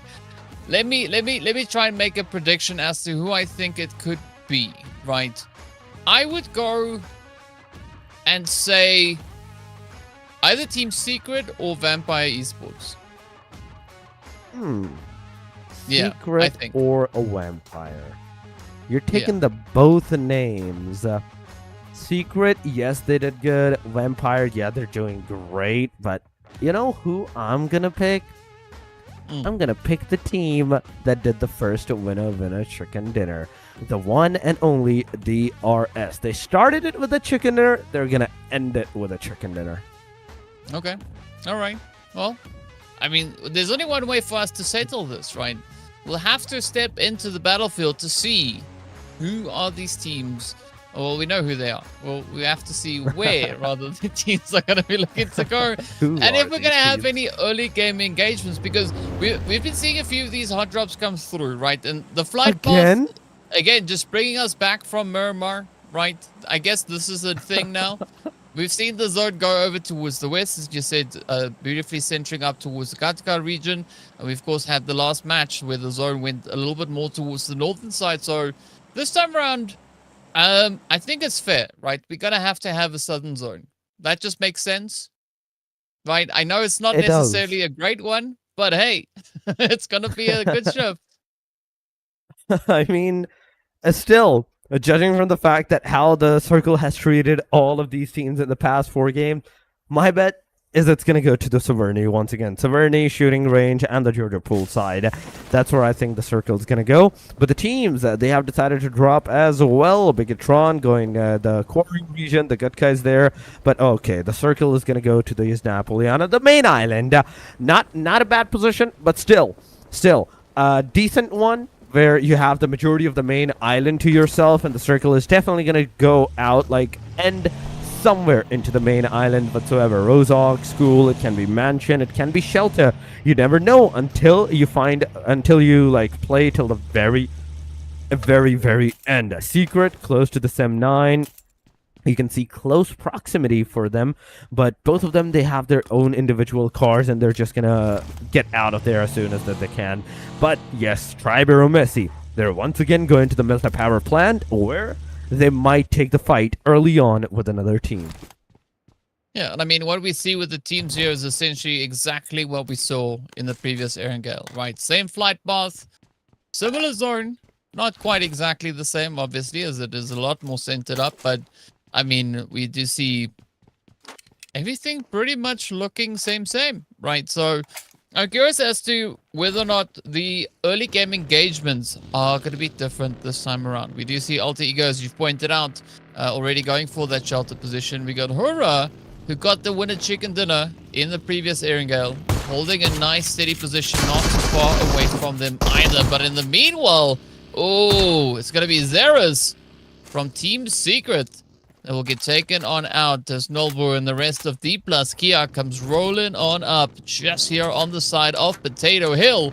And I love this though, because the teams are not holding back. Everybody is just letting loose and getting right down to business. Everybody's going right straight to the business, ladies and gentlemen. That's one knockdowns, those confirmations that might occur, but only so far it is DPLUS Kia that has got those eliminations for themselves. Alter Ego, talking about this team, they are close to the mansion side, but Rosemary, wait a second, it's a knockdown, it's a confirmation from the side of HORAA Esports, straight up into the oblivion. One player of Alter Ego goes. But now, as the rest of the players said, they're still scattered, meaning that even if another one goes down, it will be a confirmation straight up. It could be. We'll find out. Let's see whether or not Alter Ego are going to be able to live to tell the tale. As Krypton is now just making their way through shelter uncontested. Nobody here to even challenge them or rival them for any of these locations. But you can see, right, Krypton is ready. Just like warming up with those punches, getting ready. They know something is about to happen. Meanwhile, Team Secret also sitting with only 3 players left, looking to see how they can find their way through this. Talon with a nice position over towards the southern side, not quite on their own. As you can see, Johan also just moving over towards that more western front. They are going to be sending it all the way up towards the north. So let's see just what kind of play Talon are going to look to bring through here, because I like the spread though, right? We don't really see anybody posing any threat to them. And of course, with the hovercraft coming through, I mean, they can essentially move wherever they'd like to go. Not that water really is a factor in this match. I mean, that is the thing. Water is not really a factor. You can stay in the water if you want to stay into the safe side. But it's not ideal to stay into the water. Right now, you need as much land as you can get for yourself and try to secure that. Try to make sure that nobody is entering your domain from any directions. You are looking everywhere with your eagle eyes. Do not let anyone off the hook. Talon Esports is another team so far with the 4-man standing, but at the very bottom, not only right now in this dead alive ratio, but overall leaderboard as well. Just 9 points, not even one more, not even double digits. DPLUS Kia got the 10th point right now from this point onward. So there's a lot of work for Talon to be needed, but DRX versus the 9, it's finally happened. Yumiko coming on, taking down XQZZ. That's a 1 knockdown confirmation, getting that revival done towards the player. Not only did they manage to secure that elimination, but they also managed to revive their own player. So it's a 4 versus 3, and DRX is right now onto the disadvantageous side, which, in fact, the situation might not be good for these guys, but they have to like work out with this whatsoever from this point onward. There's no way for like you to like leave out the premises. Yes, you have the cars, some of them, but there's also the DRX that might be taking a look at you from the top of the mountain. Yeah, it's always something that you have to be very, very cautious of here. So Sim 9, they're going to try and hold on as long as they can. But BTR, they are seeming to be a little bit more restless. They are going to look to spring into action. Speaking about action, though, here we go. Talon and DPLUS Kia getting right up close and personal. You can see also already popping in a few sprays here. Shield now for the side of Talon getting dropped to their knees. And this is where things now start to take a turn. Nolbu and Fabian going to be looking to see if they can follow up, push through, keep the sprays on going. Ozol also on that front line. But now, Nolbu, Ozol, the only 2 left for the side here of DPLUS Kia. Talon mounting quite a bit of defensive. You can see Johan just absolutely demolishing them as they roll on through. Ozol quickly trying to gain a little bit of high ground, but that is not going to be enough as DPLUS Kia gets absolutely deleted here. Talon now managing to hold on, not losing a single player along the way. Things are looking pretty good here for them. 4 eliminations up. And we are down to still 15 teams remaining in this game. There's only 15 teams, and oh my god, Talon almost was the 15th one to get out of the premises as well. But 4 eliminations to their name, 3 for Johan. I mean, this guy's doing really good right now for the team. It is the 4 total eliminations, and I've seen Johan survive even in previous matches somewhat a decent amount of times, but they couldn't manage to like squeeze out that good of the points for themselves. But this time it's looking different. Even though there's only 3 players alive, there's still hope. There's still hope that they can take down some of the teams that get maybe into the top 12 of the leaderboard, because right now there is a chance to get that. Even top 10 is also not that far-fetched whatsoever. Talon Esports, so far, they're getting their arsenals back. S12K with just 7 bullets in it. Oh no. you don't have that much shotgun bullets, and this is going to hinder you, because we have seen how players like love to just spam it out into the open, even if there's nobody out there to try it. Maybe someone walks into it, maybe someone will walk into it. No, it's not going to happen. You have to be very precise of your bullet consumption on how you're going to do it. But so far, aside from that, Talon Esports, they're not moving anywhere. Yeah, and there's no need for them to move at all. They've got a sweet spot right here. I mean, Alpha 7, also curious to see what they're going to be looking to bring to the table as we are approaching the end of our very first phase. Of course, now just holding up in Alamo. They start to move a little bit further afield, just exploring their options. But they got to be careful. Was HORAA right there alongside them? And this is where the pressure could now really start to mount. This zone is going to get ready to pop. And it does take us just a little bit closer now, focusing up just outside of Potato Hill. I think this is a great opportunity for a lot of that chaos and carnage now to start rolling on through. Vampires and RRQ, though, still very much on the edge of zone here. I mean, Circle Joint centralized shift is one of the greatest strategies that can happen for the teams. Not only this means that they have enough chance of survival, but in the end circles, that's what's gonna cause them to like turn up against each other. There's no place that's gonna be safe for them. Talon Esports outside of the circle, you can see them getting knocked down. Those eliminations that might occur. HORAA Esports also closing on. Alpha 7 getting those eliminations. Carhello has been eliminated. Alpha 7 is down to the very last guy with the solo player into the compound. There is no hope for Alpha 7 whatsoever, but HORAA, they have to be very careful on if they want to like push on this last guy solo, 2-0, or with a full team, because not only you're going to be losing your top of the hill placement, but you're also going to be like inviting other teams to maybe surround you from that point onward into the same hill that you just took down, the Alpha 7. Well, things are looking to get pretty tough here. Vampire Esports are going to be the next one down, as they will not make it up into the zone. So things looking pretty positive there for the side of RRQ. But they have to stop tanking that blue zone damage. Tribe EARENA, though, actually looking pretty good. I like the spread that we can see coming through here. Trying to find the opportunity, trying to find the angle towards the side here of HORAA. HORAA doubling down on all their efforts. Alpha 7 still holding steady with that solo. Not going to be backing down just yet. But let's see if they can actually try to clutch this out. I mean, this is a golden opportunity now for Tribe EARENA to poke and prod into the side here of HORAA as they move up in towards Alamo. EARENA, though, coming in for the spread. See, are they going to use this opportunity to full send it? Alpha 7 also going to be feeling the heat as even more people now start moving in. Squash now getting absolutely squashed on down as HORAA secures their 5th elimination.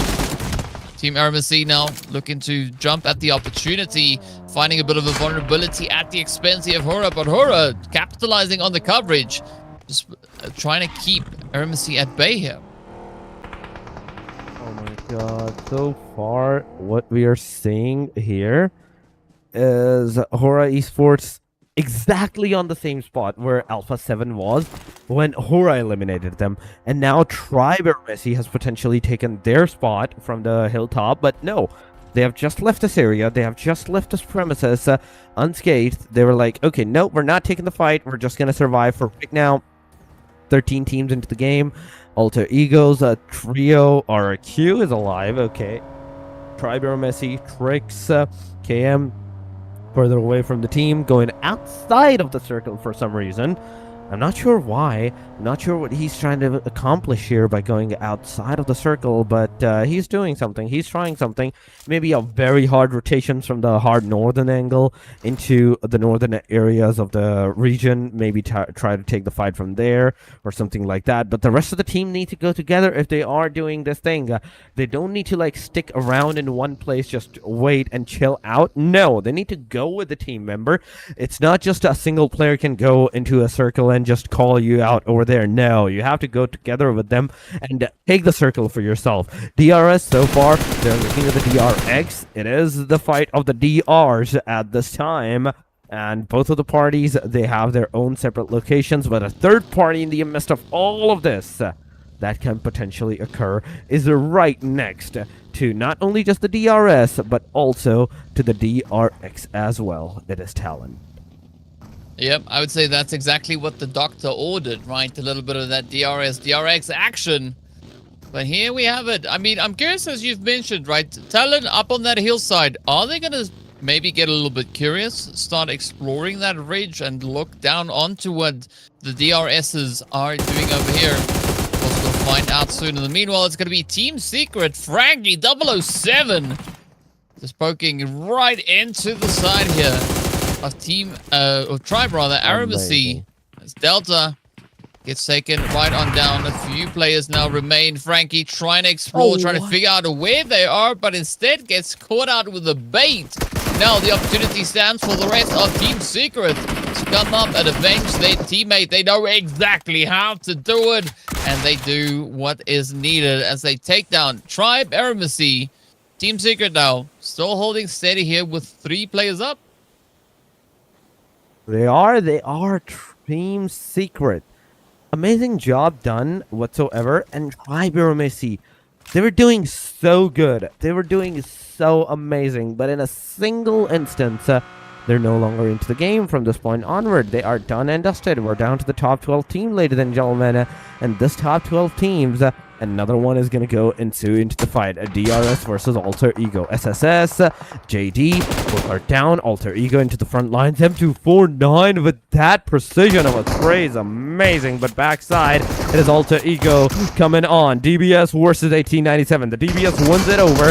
Davo loaned that HP. He's behind his car. He needs to heal himself as soon as possible. Get behind the tree. Heal yourself. The grenade is coming. Samsa throwing that grenade. It's going to hit straight onto the face. It's going to take him down. And Samsa now is going to go to the last guy. In fact, Alter Ego to take the fight. But Talon from the top side is coming. Talon as a third party is ensuing this engagement for themselves. And there we go. A grenade from Samsa. Once again. Oh my god. Not just once, but twice. Back to back. Those grenades comes into the play. And DRS successfully is going to res his player. That is TRIPLE-S. Yep. So that is DRS managing to stay in this fight a little while longer. And absolutely obliterating all the competition they had coming their direction. Sem9 lining themselves up with a molly. What?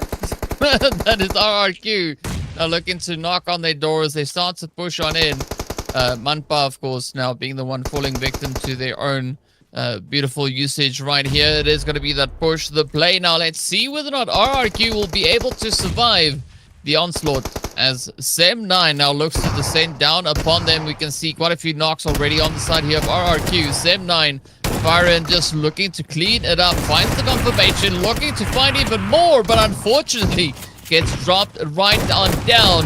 RRQ, Sem9, beautiful exchange on either side. Be the one to clutch it out though. Very sneaky play coming through here from RRQ as they wipe Sem9 under the rug, sending them out in 10th place, and that is 8 eliminations so far now for RRQ. But they're down to a solo, and of course they're not out of the woods because it is going to be BTR now moving up on the ridgeline, so they have to be extremely cautious as to how they play these next few moments. Be very cautious. The top 2 teams are done. That's the thing. Alter Ego, the 39 points team that is on the very top of the chart, they have been eliminated. Tribe AEROMACY, they have been eliminated. 37 points that they have. BTR now has a really good chance of securing some eliminations, taking all the teams out from the premises and getting that #1 for themselves. And that's what they're going to do. Swaffled Ryu, he has been taken down. That's a 35th point for the BTR. HORAA Esports with 28 after getting those 7 eliminations for themselves. But now, slowly and steadily, the circle is closing on. The stage number 4 has been commenced. In fact, is this stage number 5? Is this stage number 4? I'm not sure, because I almost thought I saw stage number 4 coming back again. So this can be stage number 5. No, it's still stage number 4. So it's stage number 4, ladies and gentlemen. 7 total teams are remaining with 21 players alive. Meaning, if you're talking about the average score line, average player survivability, that's 3 for every team. But no, we know that's not true. There's secret with a solo, boom with a duo. There's a duo for the DRS. There's a trio, in fact, for HORAA Esports. Or is that a full squad of the HORAA? HORAA has a full squad. Never mind. BTR, HORAA Esports, KN, and NXE. All of these 4 teams has a full squad at their arsenal. Yep, so there's going to be still quite a bit of that contention coming through. BTR now, as you said, full squad looking to apply a little bit of pressure here, as they found the players there from Team Boom, who are left with a duo. So curious what the approach will be. BIGETRON by Vitality. They don't seem overly committed or too interested in taking that fight or the engagement. But I think it's a good call coming through from the side here of BTR, because as we can see, they've got squads on either side, so you can't get too tunnel visioned. Instead, looking to play the options here. We've got HORAA up on the ridge, also still with that full squad. So yeah, for BTR, this is probably the best call to make, right? Keep your options open and don't fully commit to anything just yet. Well, DRS in the meantime, moving up as they do find quite a bit of an opportunity and a vulnerability at the expense of HORAA. DRS, though, managing to get out of the blue, back into a slightly more safer position, but not quite into zone. And now it's going to become quite a bit of a cat and mouse game here. HORAA trying to close it up, looking to see if they can find DRS, but BIGETRON and Boom also just riding on that ridge. I mean, it is the top 7, and every single one of these players, every single one of these teams is trying their level best. DRS going forward, straight up to HORAA Esports side. Okay, that's a bold move, but as soon as they're going to receive the damage, they're just going to change their direction. But HORAA in the front lines, he's doing a lot of damage, but oh my god, Samza, this guy is a beast. Not only with the MG3, the car, he managed to get that knockdown. He did it with style. Now HORAA Esports, they are kind of in a very pinched position, because they have to come close to get that revival done to avenge their player, because he has been already eliminated. They're gonna get into the car. Samza, the car has overturned twice at this point. The hovercraft is about to explode. 42 bullets into the gun. He's trying his level best to deplete as much arsenal as he can, but oh my god, MG3 is not gonna work it out. The DBS is not connecting, but finally, nope, your HORAA manages to get that connection done. It is DRS that is out of the premises, out of the match, but HORAA Esports is the next one as they get out as well, but by the NEXORY. I mean, Apex, what a clutch. Just waiting in the wings like, yeah, it's fine. You know, you fight, I'll just clean it up afterwards. And NEXORY are going to be feeling quite confident with that. 2 eliminations to their name. Boom now also looking to move on in. But I gotta just say, right, that quick move of getting into the car just before getting hit by the hovercraft, that's a big brain play, right? I mean, I would never have thought of that. I would have gotten crushed by the car and the hovercraft all at the same time. So, yeah, GG's going out to them. But now, mastery here from Boom, looking for a bit of an angle, a bit of an opportunity. They are still quite spread out and not anywhere close towards that zone. But a reposition is going to be due here. They still keep a very close eye on BTR, right? BTR, as we can see, they're looking pretty strong. Still a full squad up, and Boom is the only one that doesn't have all 4 players in this match. Ooh, but BTR now coming under fire as Boom starts to move on through. You can see the sprays connecting in all directions. Mastery locking it in. Of course, KN also getting involved in the altercation, and it is going to be absolute carnage. Mark up and towards the north. Boom Yumi looking for a bit of an angle, but again, not finding the spot just yet. He's trying his level best, but no! Come on! The smokes were just a tad bit too late. You were spotted, you were knocked down, and in an instant, it's a confirmation. Boom Esports is done and dusted. They're gone. Demo OG, the last guy, also in this particular location that is trying to take the fight, but there's still Apex alive. Demo OG slowly crawling into the premises of the circle. He has entered successfully right there. But Apex, where is Apex? Is he safe? Is he still in the premises that he can survive or not? But oh my god, that's a 1v2 that can actually occur. That's what's going to happen. Apex on the other side is also going to take the player down. The MG3, it's going to do its deed. It's going to take one player down. But in an instant, it is all over for the team. NEX, BTR. It's only these two teams. And BTR has just entered the proximity as Apex is alone that HP. He's knocked out. He's getting that revive. The grenade is going to go. And nobody's going to get that connection. But Risey, another one out into the open. It might hit. The answer is no. The S12K is also not connecting on anyone in this direction. The smoke grenades are being deployed. But BTR, you have to be careful. You need to stick together at the very least, because this is a 4 versus 4. And this 4 versus 4, you have to be careful on who's going to have the first advantageous engagement and who's not going to have that first advantageous position. That's where the whole difference is going to come from. Well, let's see whether or not BTR can get this one in the bag already. Just absolutely whittling down the numbers on the side of NEXORY, as essentially there's now a 1v3. BTR coming out of the woodwork, just absolutely slapping it on. And Demo is going to be the final player standing between them and that winner chicken dinner. The sprays are there. Demo doing anything they can, but it will not be enough. As we do see BIGETRON by Vitality rising to the occasion, coming in clutch, getting their hands on the final winner chicken dinner available here today. And what a way, what a style. And of course, look at that absolutely amazing performance here. Oh my god. Beautifully done by the BTR. BIGETRON by Vitality. 4 players, Risey, Optimus, Charles, and Bumblebee.